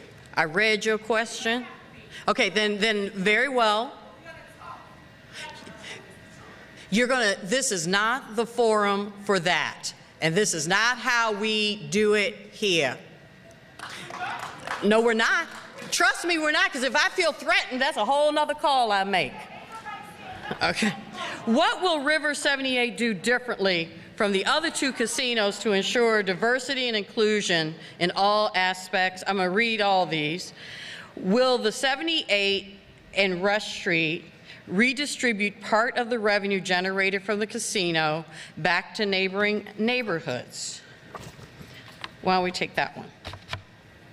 Actually, yes, that's part of our plan. We have a plan that we proposed in our RFP to contribute 2% of our income, minimum $2 million, to philanthropic issues surrounding our city. We do the same plan out of Des Plaines. Devin Maddox is our general counsel out of Des Plaines and runs our D&I program there, who can answer more questions about this, but that is part of our plan. Thank you. There's some unique concerns about this casino coming from Chinatown, which is abutting the casino. And so I want to read, again, a couple of questions. They're all related to concerns raised by the Chinese American community. One is, will you offer Chinese language support for elderly Asian Americans who might develop gambling problems? There's more. Casinos will have a particularly bad impact on Chinatown, which already struggles with problem gambling. Anti-Asian hate is raging, as is xenophobia and other forms of racism, like anti-blackness. Please don't put our communities through anything more. We are just starting to recover. And so can we talk about the work that you are doing in Chinatown, and also the work that you're doing just to try to heal communities? Okay, well, I heard problem gaming in that question a couple times. And problem game, we hear you on problem gaming. It's a real issue. We have programs in place to mitigate it. Which we'll get to in a second, we've already been engaging with community leaders in Chinatown about this whole project, including very specific discussion we had last week about problem gaming. We want to work with those leaders to make what we believe is an industry-leading responsible gaming program even better. And on problem gaming, it's more than an Asian gaming. Problem gaming is a problem for a lot of people who, across the spectrum. And like I said, we have programs in place to mitigate it. Josh San Salvador is our assistant general manager in Des Plaines. You want to talk about the problem, what we do to mitigate this? Hi, everybody. So like Tim touched on a few of these items already. We recognize that problem gaming is something that exists, and it's not a gray issue. We take it very, very seriously. If there's anybody in our casino that we feel or has displayed any signs of playing above their limits, not only do we want them to stop playing immediately, we also want to give them the information to get the help they need to get better. So yes, you can read these bullets up here. Every single new hire that joins our team gets trained on what to look for so they can react in a situation to get that person help. Once you're employed, every single team member goes through at least biannual refresher training on those activities and what to look for. We have collateral all over the casino, every ATM, every cage cashier, every entrance with information on how to get help. But those are things that pretty much everybody does. I don't know. That's the information that pretty much everybody does. Where I think we provide something extra at Rivers is we incent our team members to look for those individuals. If they've seen them, they know they've been there before and been asked to leave because they're on the exclusion list, we will provide them with a bonus of $500 to actively let somebody know so they can, once again, stop gambling and get provided information once again. We've given out close to $400,000 since we've been open directly to our team members in these incentive bonuses. And one bullet point that's not up there, that didn't make the slide, which I also think is unique to us, we recognize that admitting that you have a problem, it's very hard for the individual, regardless of what the problem is. So it's not just somebody saying, I have a problem, can you help me? And we take it a step further, it's not just a loved one who has to let you know. We will allow anybody to make a request for intervention and say, can you please speak to this person and give them information on to get the help that they need? I think that's where we kind of step above, because we recognize that, once again, you taking a step forward yourself is hard to do. However, whether it's a loved one, a friend, or a friend of a friend, we'll give everyone the opportunity to let somebody know that they need help. And then lastly, is that with all that said, we know we're not perfect and we're far from it. So as Tim mentioned, we'll continue to partner with our community as we already have and create an even better program for responsible gaming. Thank you. I'm going to ask a more pointed question that's on the card, on one of the card. I recently read a letter to the editor authored by a volunteer at Stop Predatory Gambling. So this is not just about Chinatown, and it is not just about problem gamblers in your casinos. It's about targeting, extracting wealth from local neighborhoods, and failing to live up to expectations about economic impact. And I think what this person's trying to get to, certainly in the black community I grew up in, because my mother is black, liquor stores, liquor, cigarettes, and is it now going to be gambling?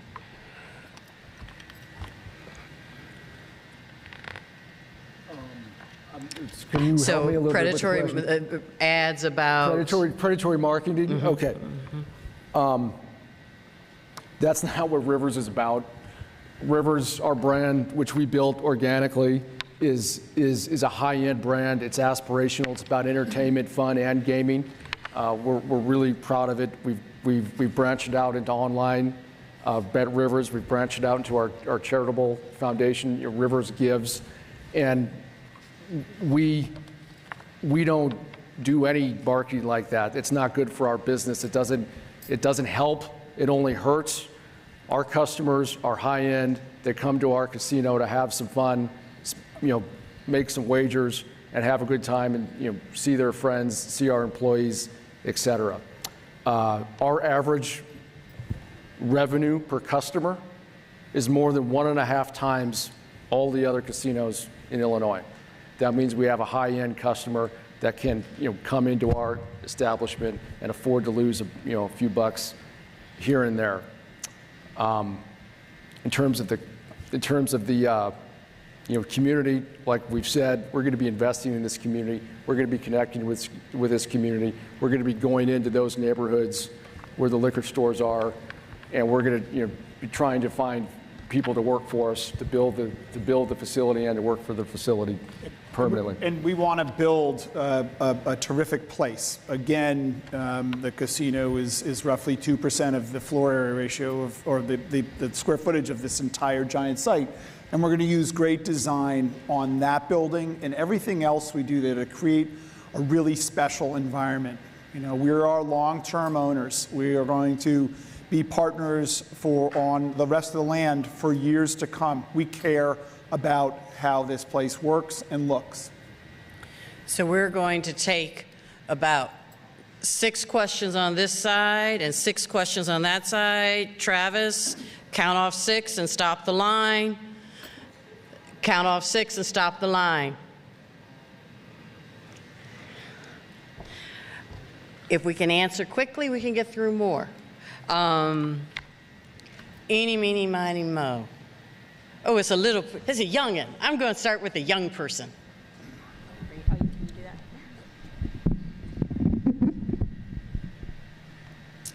Thank you. Hi, my name is Sean, and I'm 11 years old. My family lives in the neighborhood right next to the 78.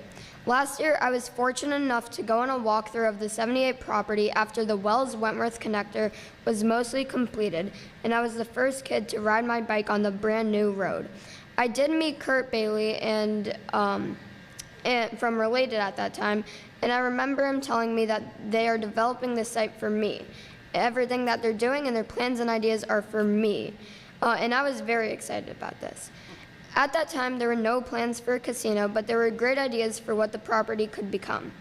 It was fun to think about a Topgolf location, a large drive-in theater, or even a park coming there. Those are things I can enjoy as a kid. When it was announced that a casino was being planned for this property, I was really not excited, because a casino in my neighborhood is not going to do anything for me. I'm sure that I do want the 78 to be built into something great. This is a once-in-a-lifetime opportunity. Don't blow it on a casino. The 78 was originally supposed to be Chicago's next neighborhood. A casino does not make a neighborhood. Things that attract families are what make a neighborhood. We're putting effort into building a casino. Why can't the same type of effort and energy be behind what the community needs? Perhaps another high school. Build a community, and I believe the money the city needs will follow. There's already a crime problem in my South Loop neighborhood. Windows have been shot at and cars drag race all the time along Clark Street.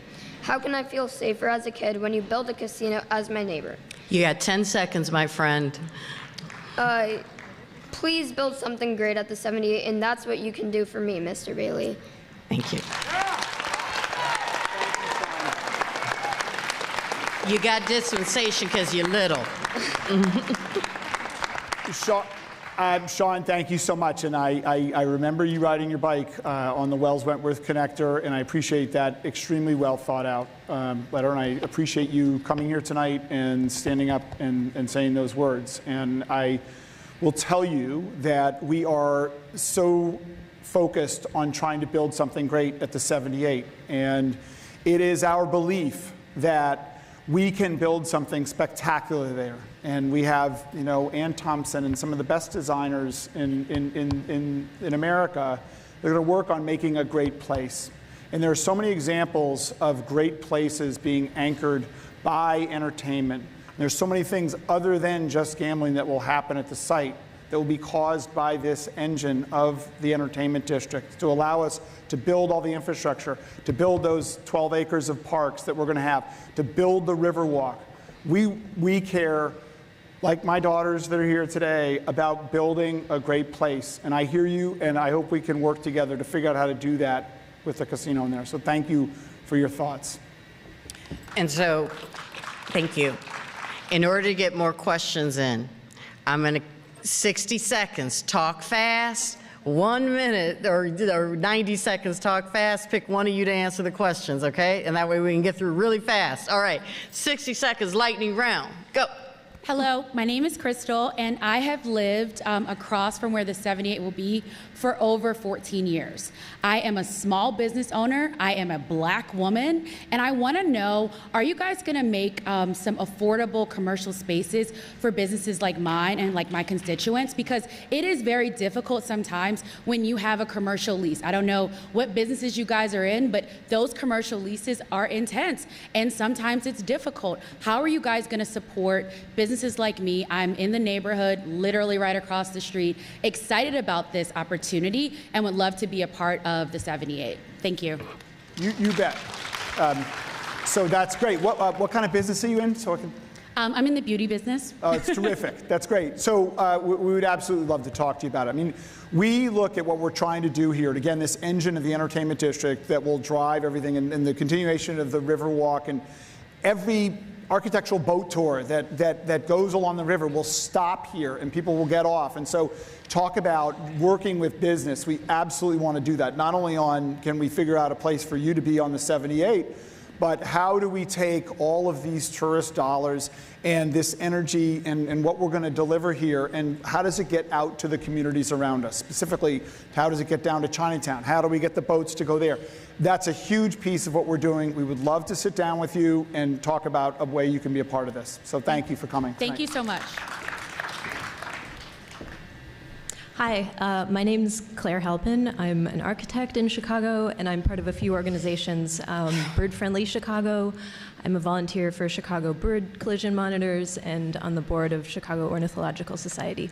So I just want to point out that the proposed site, as we all know, is next to the river, north of Pingtom Park. You mentioned 11 new acres of parkland, and those are great places for migratory and resident birds. And an estimated 1 billion birds annually die due to collisions with glass. So it's a really critical environmental issue. The good news is there are solutions, architectural solutions. So my question is, how are you going to incorporate bird-friendly design into this development? And before you answer, I'll just ask that if you haven't yet considered it, I urge you to incorporate bird-friendly design lighting into the development, and that I can take that one. Thank you. It's a great question, and it's a real concern about particularly how migratory birds are impacted by the built environment. We do a lot of continuing education in our office. We have already had a couple seminars in our office about bird-friendly design. We're aware that glass selection and lighting are two key components, but there's a lot of other small decisions that have to be made to reduce the impact on particularly the migratory bird environment. But we've also partnered, we're not experts at everything, so we've also partnered with people like Phil Enquist, like Carol Ross Barney, to make sure we do it the way it needs to be done, because we're very aware of the issue and we take it seriously. Thank you. Next. Yes, my name is Napoleon English, and I would like to ask you guys, time and time developers come in our community and our people get pushed out, and the same time they get pushed out, they be forgotten. My question to you is, what makes you different that we can trust and believe what you're saying tonight is going to have an impact on our people, such as people in Garfield, North Lawndale, and West Haven? Tell me what's going to make that different when we sitting there going through bullets each and every day. Answer that for me. Sure. I think it's, I said earlier today that we take what we've been doing over the years quite seriously. I think there's several people here today that can attest to the fact that, we've gone into our neighborhoods, we've met with several of the different businesses here today and helped lift people from within the community. And what does that mean, right?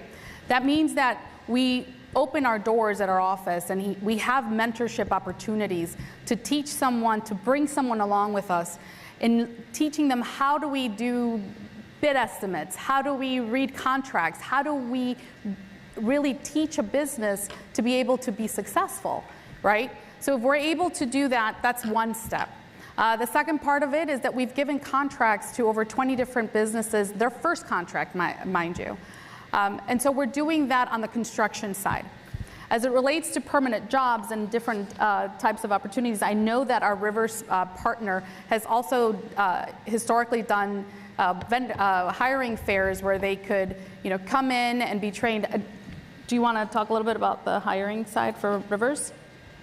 Yeah, our process when we open up one of these new casinos is twofold. One, we'll go into the community, we'll partner with local community groups and leaders, many of which are here tonight.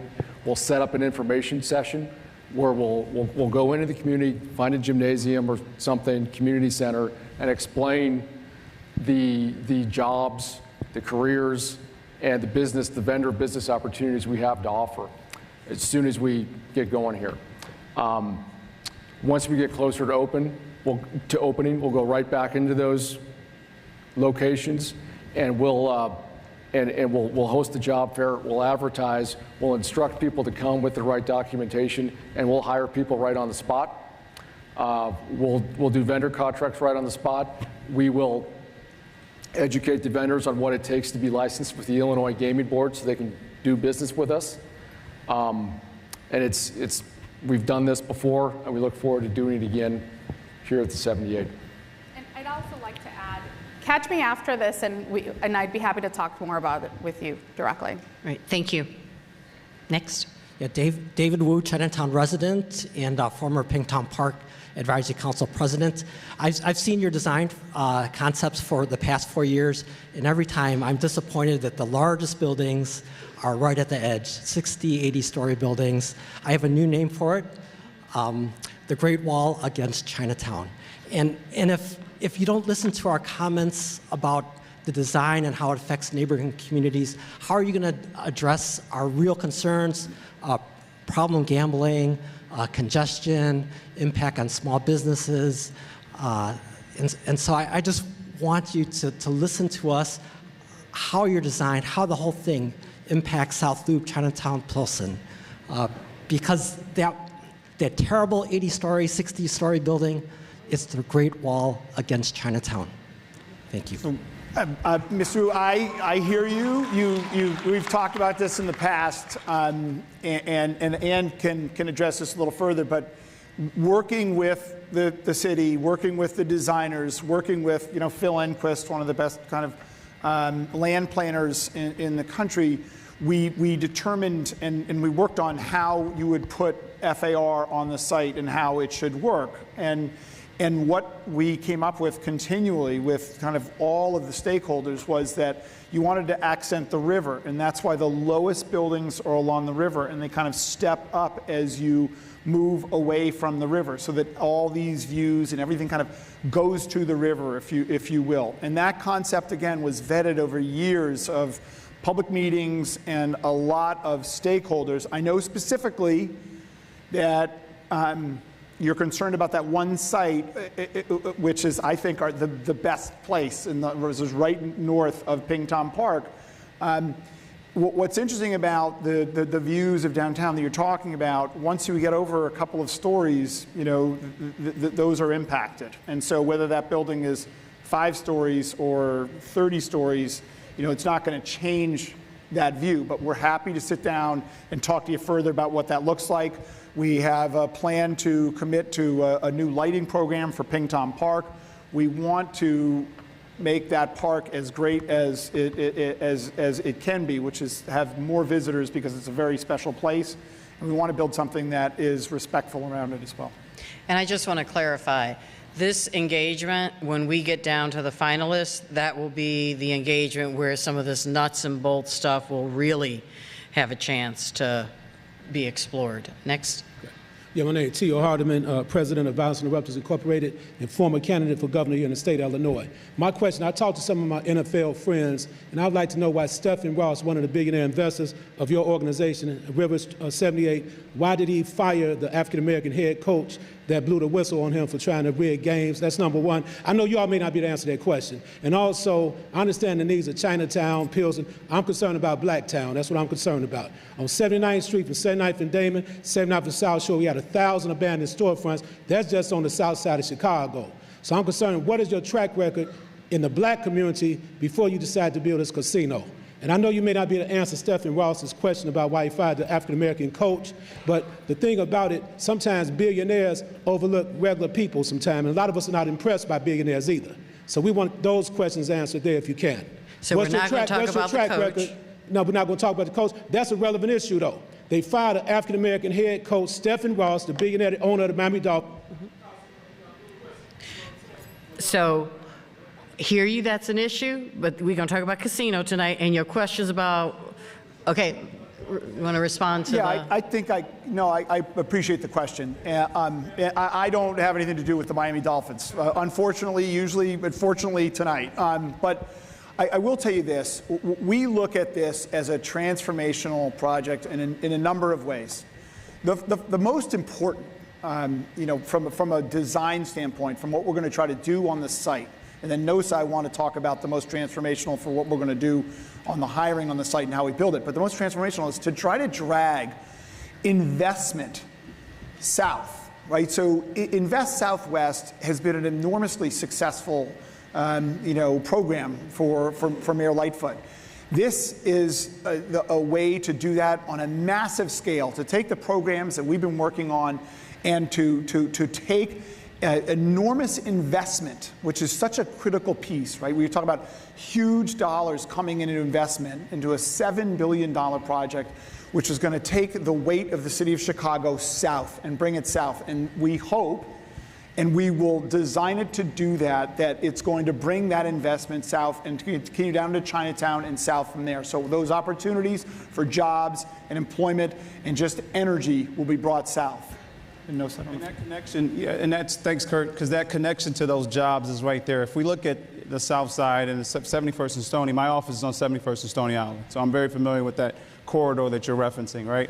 It's getting these opportunities and access to individuals that are there, right? And that's what we do at Hire 360, exposure, outreach, getting this opportunity to them. And I mean, just south of Roosevelt, we don't have any major. Yeah, West Side as well. But south of Roosevelt, absolutely. But south of Roosevelt, the only mega development right now is Obama Library and then anything that University of Chicago does, right?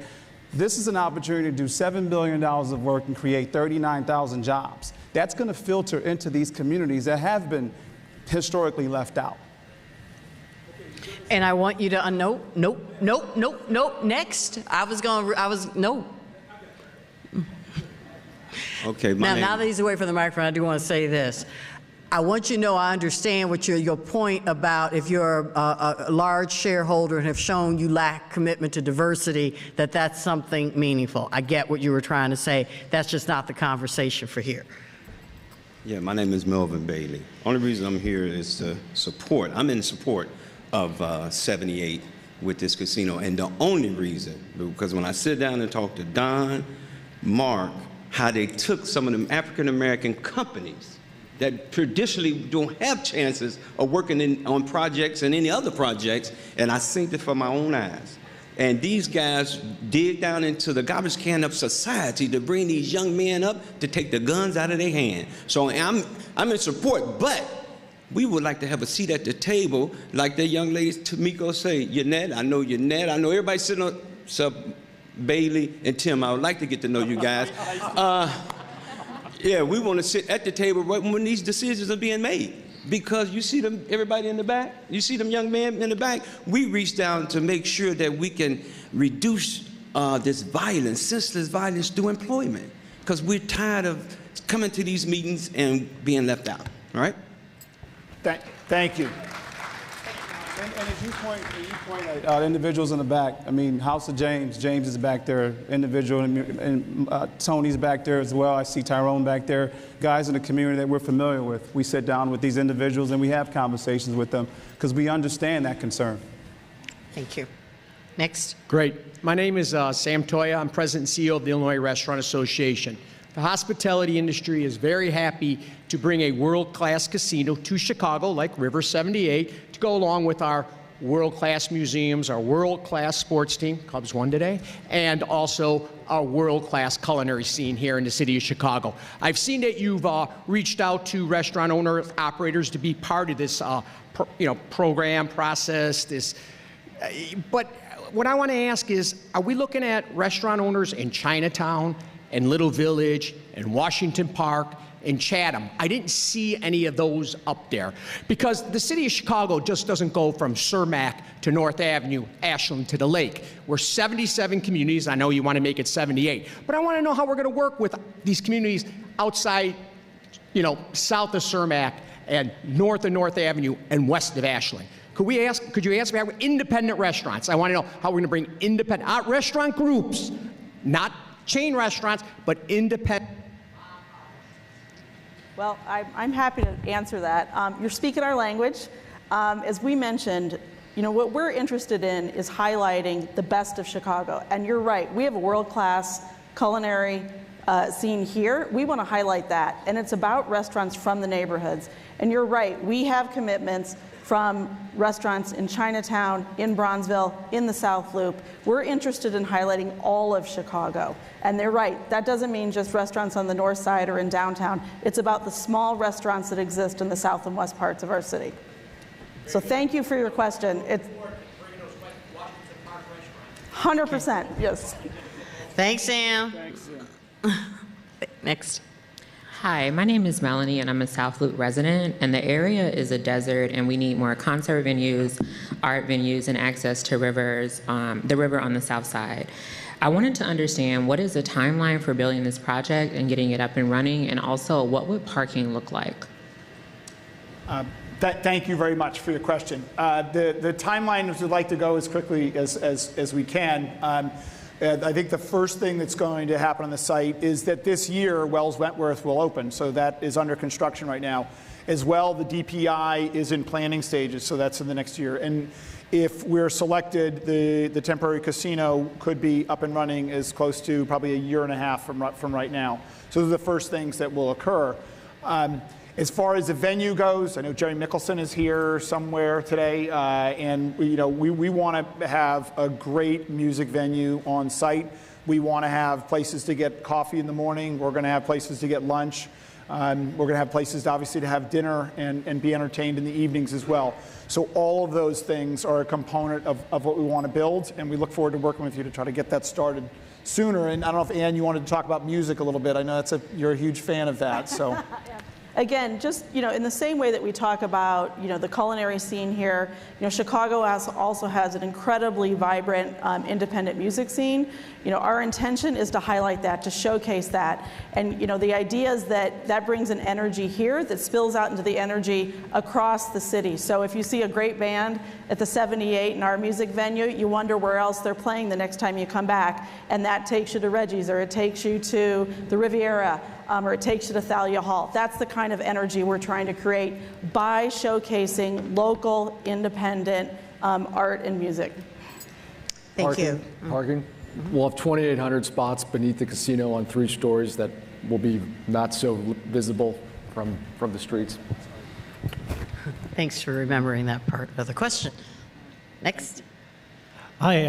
So in 2014, Rivers Casino was they settled out of court in a labor dispute with the which was brought up to by the NRLB. My question is this company does have a bad record with its workers, and to the point where the NRLB has to get involved. I was a union organizer, and I got terminated as a result of that effort.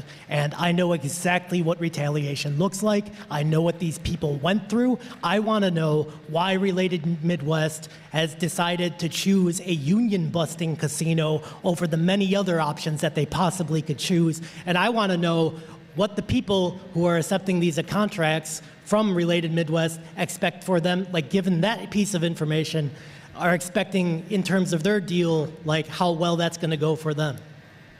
Let me go first. We hear your point. Labor is a critical part of our business. We obviously couldn't do what we do without our 5,500 team members. We believe we have a good relationship with labor. We have. That dispute happened in Des Plaines. We're not going to be yelling out. We're not going to yell out. It's a trigger for me. We have a good working relationship with organized labor. Union busting's a trigger for me, lady.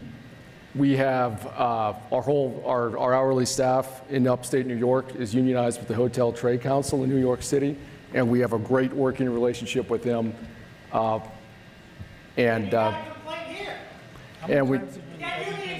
Okay, we're not going to answer the question because he's not allowing you to. Next, go ahead.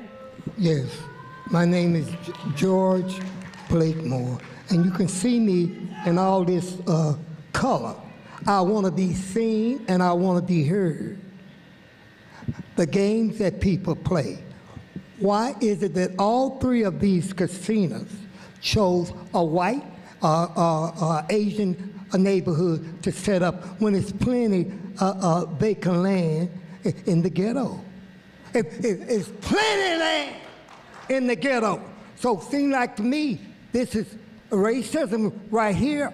Now, again, this economic theory that at the top, and it trickles down to the little person. When it gets to black people, it's a golden shower. Piss. You all piss on us. None of this economic development comes back to the ghetto. I'm not the one. I didn't come out here to see you. I came out here for you to see me.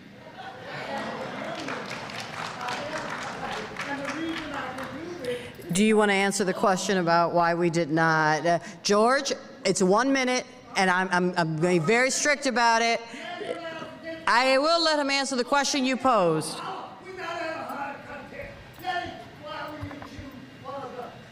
Right. He heard that. That was a great question. You know what? So I'm going to say this. Another outburst and this community engagement is going to end. And you can scream and holler. The community engagement will end. There's an opportunity for us to talk civilly, and there's an opportunity for us to get questions. I think George's question was a valid question and needs to be answered, but we can't keep yelling and screaming at each other. I will say that in COVID, I missed George. We weren't able to connect. We were in city council meetings and we weren't able to, but he makes valid points always. And I will tell you, we have only worked on this site because we've been working on this site for 6 years, planning it, trying to create something great at the 78. We feel like we have the engine to drive that forward. We feel like we have an incredible plan, and so that's how we selected this site. We didn't look in other places in the city for that. Mr. Sherman? Good evening. Before I start, I've been in all of them. Could I have, I prepared a 90-minute statement. I need my whole time. So 90 seconds, I'm sorry. Can I please do that? It's been 90 seconds. You just switched it right now. So could I prepared it. So here's the challenge, Greg. If I give you 90, everybody in here is going to say that. Ain't not me, though. I'm just saying.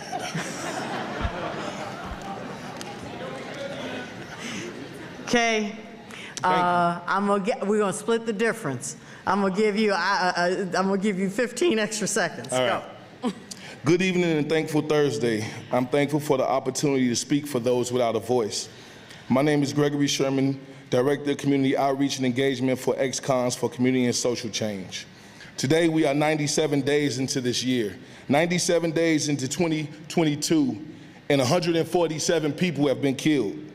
671 people have been shot. We are at war right here in Chicago. Our babies are being slaughtered. Our elders are being hunted and assassinated. Last year, over 2,000 people were killed in this city, and over 90% of them were black males. For 3 days straight, I've heard many billions thrown around for this casino. Where is the moral compass that we blankly ignore genocide? Black men are an endangered species in this city. Between this industry coupled with the cannabis industry, we find repair, restoration, we find solution to poverty, insecurities, and all accelerants for violence. Our own superintendent, David Brown, advised us that we cannot police our way out of this endemic of violence, that we would take community efforts fueled by business and philanthropic dollars. I understand that we love to gamble, but we must not gamble with human life over infrastructure. So my question to the city is, can we put public safety as a guaranteed line item? And my question to the panelists and to everyone involved during this process, whichever group, I'd personally like to see a courageous commitment to ECCSC, black people, and those defending you daily. Thank you.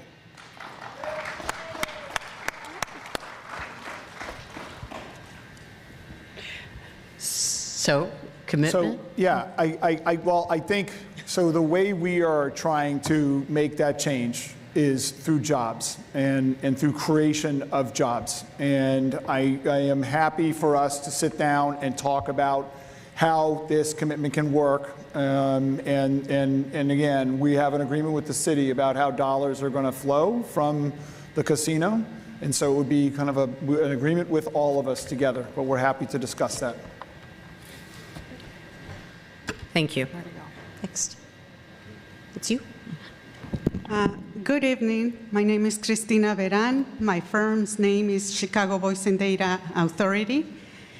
We are an electrical contractor union shop. I'm here to support the 78 related.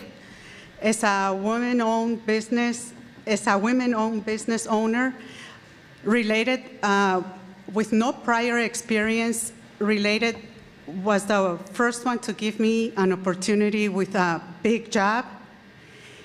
And thanks to that, my firm was able to grow tremendously. And now I am able to hire people from the community. We are business here in Chicago, and thank you, Related, for the opportunity you have given me, and you keep supporting us. Thank you so much. Thank you. Thank you. Can I add something? I appreciate you coming out, Christina, and the support, and we've seen support from other people here today, but to the gentleman that was here before, I want to stress that we have a passion internally at Related about building small businesses and hiring from our communities. We have done that historically. We continue to do that. Our pillars for the work that we do for community engagement, hiring, local manufacturing, outreach.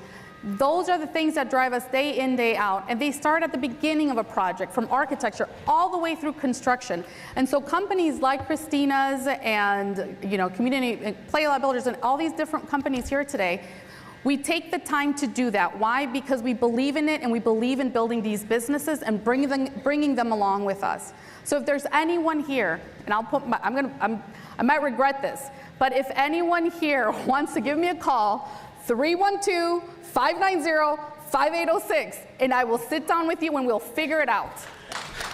That got written down in closed captioning, just so you know. Whole web is going to see it. Sorry. I believe you're next. Hello, my name is Tatiana Solis, and I'm with the 25th Ward IPO. You describe the 78 as a live, work, play, architecturally significant, and vibrant neighborhood, but it's funny that you use those words, and those are the words that they use in the Pilsen neighborhood as well, when there have been thousands of residents in the Pilsen neighborhood that have been kicked out because of developers like you guys. You pride yourself on affordable housing, but only 20% of your 300 luxury apartments are going to be affordable. Yet in the West Loop neighborhood, the median income is over $150,000. So that does not seem affordable to me. I have a question for everyone in this room. When they talk about sustainable economic wealth, but at what cost to our vulnerable communities? Thank you. Thank you. Yes? Oh, you're going to. We don't have to, some of these are comments. Okay. I mean, affordable housing is at our core. We got legislation passed actually last year that gives a very large real estate tax break for any development that has over 20% affordable in it, a new development. This legislation that we spent 3 years working on and spearheaded, our company, will result in thousands, tens of thousands of affordable units being built in Chicago. I will tell you that the racial segregation we see in our city, vis-a-vis other cities like ours, specifically New York City, is due to us not having affordable housing in all these neighborhoods. And I agree with you, we need to build more affordable housing.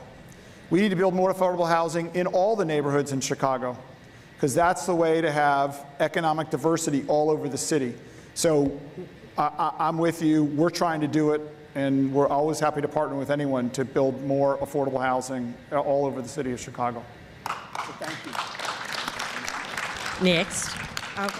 That's so funny you said that. My name is Kimberly Saunders. I was in the newspaper I live in Ani, Old Town Park, HM Village. I'm the girl who found out they disbanded affordable housing. But long story short, I didn't come here and I didn't know where I was coming. I don't even know what ward I live in. But being in this room and this tension amongst my people and other minorities, I have a lot of thoughts flowing with you guys maybe getting some type of mediator or somebody to come and help you guys to get down to the bottom. I hate to see my people at tension. And like I was telling her, it's about 3 different type of black people in Chicago. And I see the difference. And we're not together. And we need to come together. And with something like this, with the idea what George said, you could have took some of that money and built some on the South or West Side to counter what he's saying. With what she's saying about affordable housing, maybe some of this money that you may benefit from there. I have a lot of things flowing being in this room, but it's a lot of tension. I'm like her, and I would love to talk to y'all in a less tense environment. Amen, and I appreciate your comments. Thank you. Somebody will give you our number at community engagement, because I'd love to talk to you. Hi, my name is Jocelyn. I'm also with the 25th Ward IPO.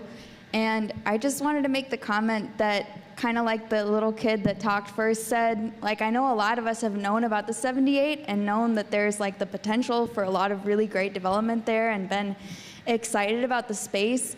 And again, just another person who was really disappointed to find out that you're planning to put a casino there.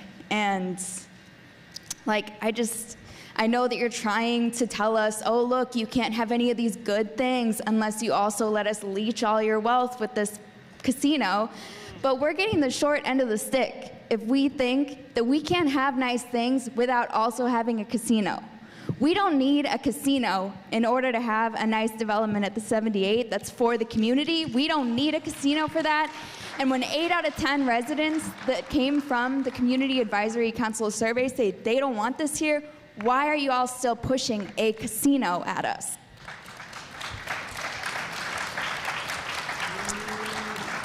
So we absolutely appreciate that, the survey that was done by the CAC. It is a very specific and small sample that I think is being expanded and has been reopened. There's another survey that was done by Axios that had twice as many respondents that indicated that the vast majority of those folks thought that the 78 was the most appropriate place to have a casino. Again, we want to hear from you, and so when we look at this plan and we say we're really working to make something great, we would love to hear from you how we can change that.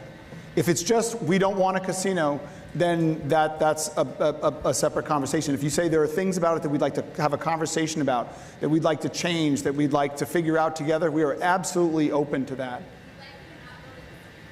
Okay. Thank you.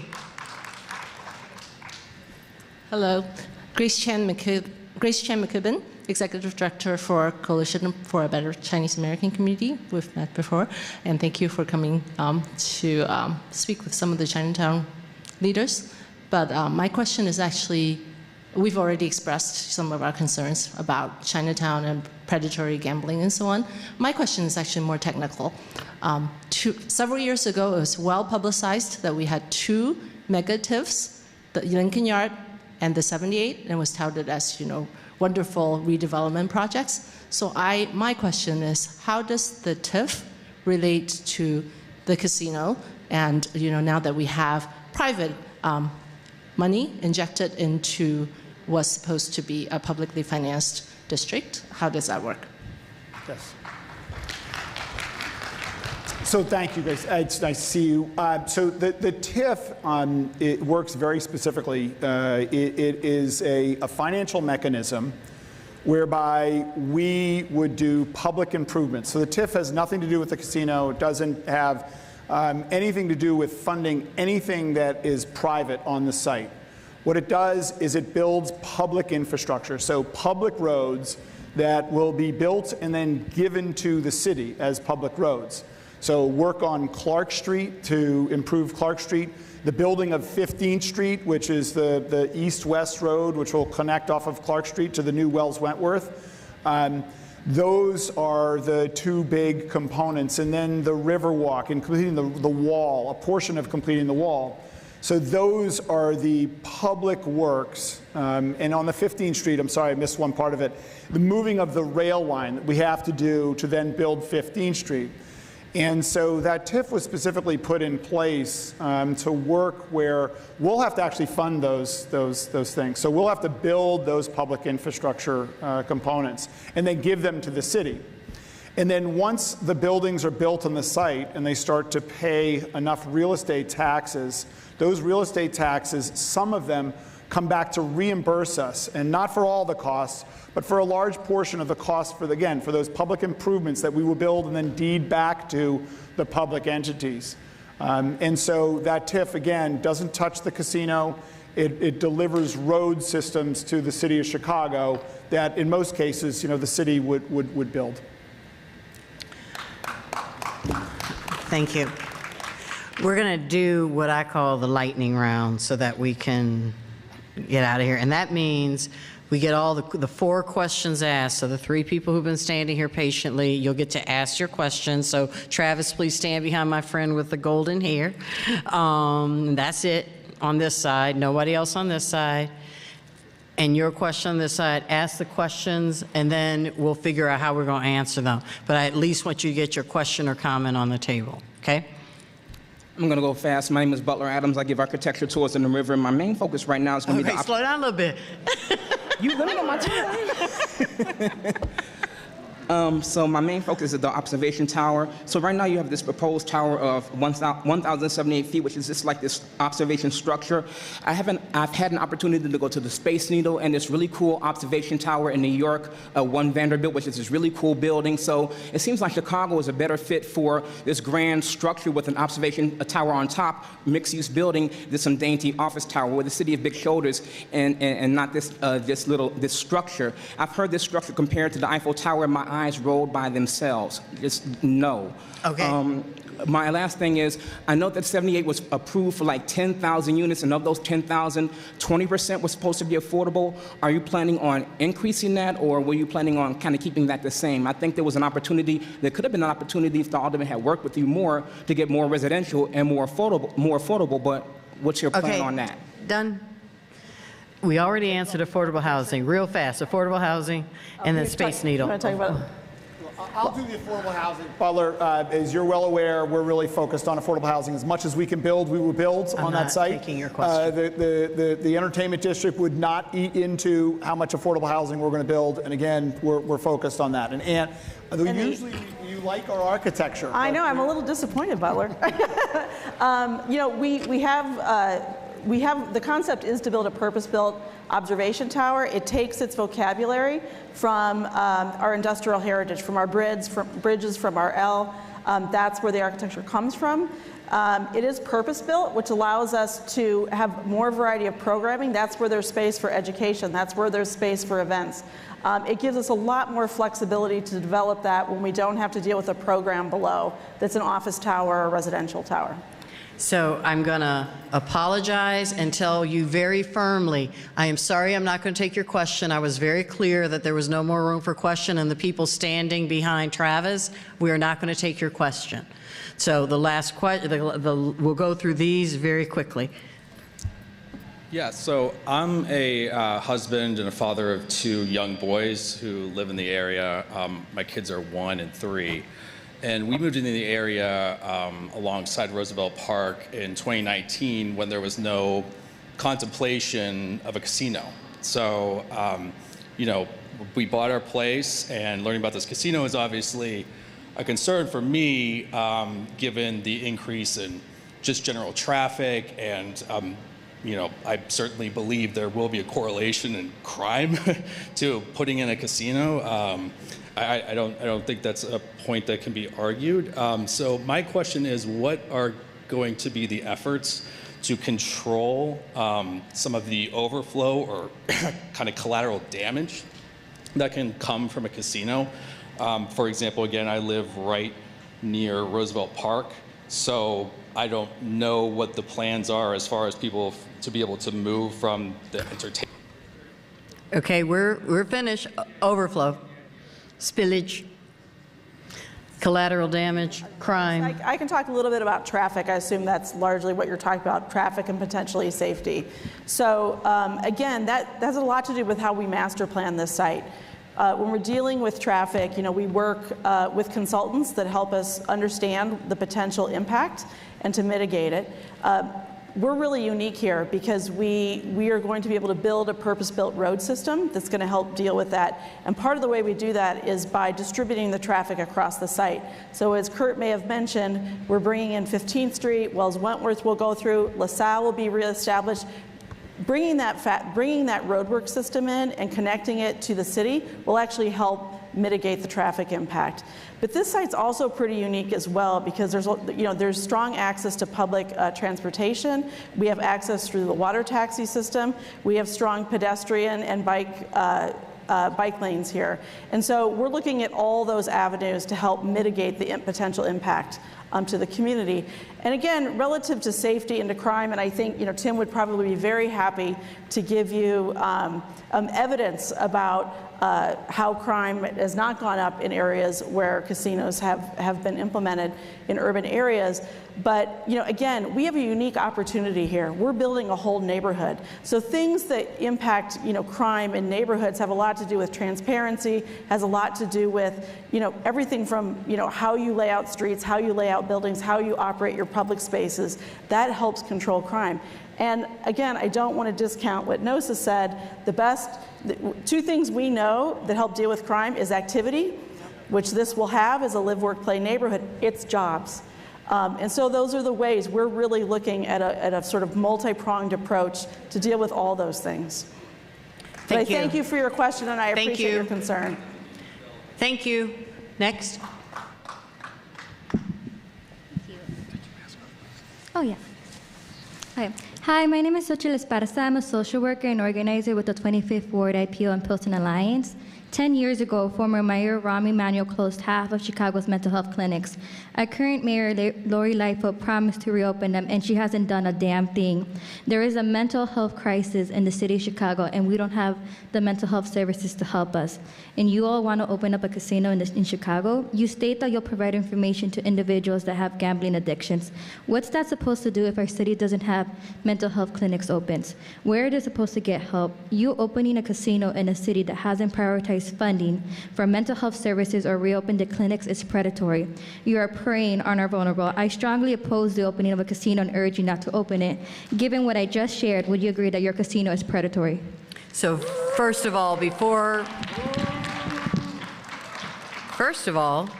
I urge you to go to the chicago.gov website and look at the 2022. No, this isn't going to be, you made a statement that is inaccurate. There is a 2020, the investments that we have made in mental health are historic, and I urge you to look at so for the rest of you, there is a misstatement made. There are multiple millions of dollars being invested in mental health. Next. Next. Okay, you're the last question. Okay. Hi, my name is Jalen. I'm a citizen of Chicago by way of South Shore. Mr. Bailey, when you started your portion of your proposal, you mentioned that this was for all citizens of Chicago. My question is multi-pronged and pertains to a few issues. First off, I'm a firm believer in empirical data being an ultimate source of truth when sentiments and promises often fall flat. So one, can you provide details on employee turnover rate? And also, Ms. Garcia, can you detail the COCO program a little bit? What prospective job trainees complete programs within Rivers Casinos typically? What are your hiring policies for potential hirees with either misdemeanor or felony convictions? Thank you. All right, do you want me to start with COCO? Yeah. Sure. So a couple years ago, I don't know, maybe it was like 4 years ago, we've been working very hard. We've been working really hard to increase the number of Black and brown people, women in the trades. And we recognize that unfortunately, sometimes when you go to a job site, you're not welcomed. You know, as women, myself, even working for Related, I've had to experience some things that were not very comfortable for me.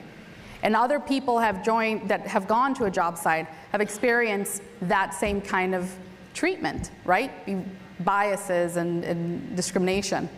And so COCO is a program that we have established with other leading general contractors and with like-minded general contractors like us that say we want to change the way the culture is at a job site so that everyone is welcomed, right? Because it doesn't matter that you keep bringing in additional people into the trades and, you know, lifting people up, but when you go to work on your first day, your third day, your 10th day, and you get treated like crap, are you going to want to go back to work? You're not. So COCO is a program that we've incorporated into our training, into our safety training that says we got to be able to look at the way that people are interacting at a job site with other workforce people so that everyone has a sense of wellness, so that they are safe while they're working, that they're not stressed out, they're not...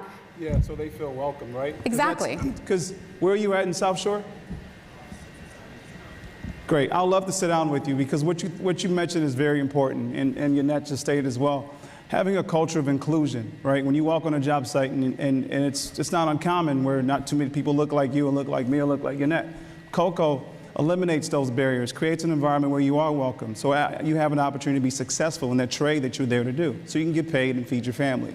And that's what's important, is eliminating those barriers so we can actually create these jobs. Because jobs have to be sustainable. If they're not sustainable, what's the point? You're there for a week and you're harassed off the job site. Who wins? Right, no nobody. one. So I'd love to sit down with you further about that and get, if you have some other folks that are interested, or if there are specific issues you've had, we'll love to talk about that. I'll add one brief thing to that. You asked about turnover and sustainability of permanent jobs at the casino. Since we started opening the properties we operate today, which was in 2009, we have 750 people who have been with us since the day we opened the property. In the hospitality industry, that's a remarkable statistic to have that many, we call them day oneers, to have that many day oneers staying with us. We have over 300 at Des Plaines.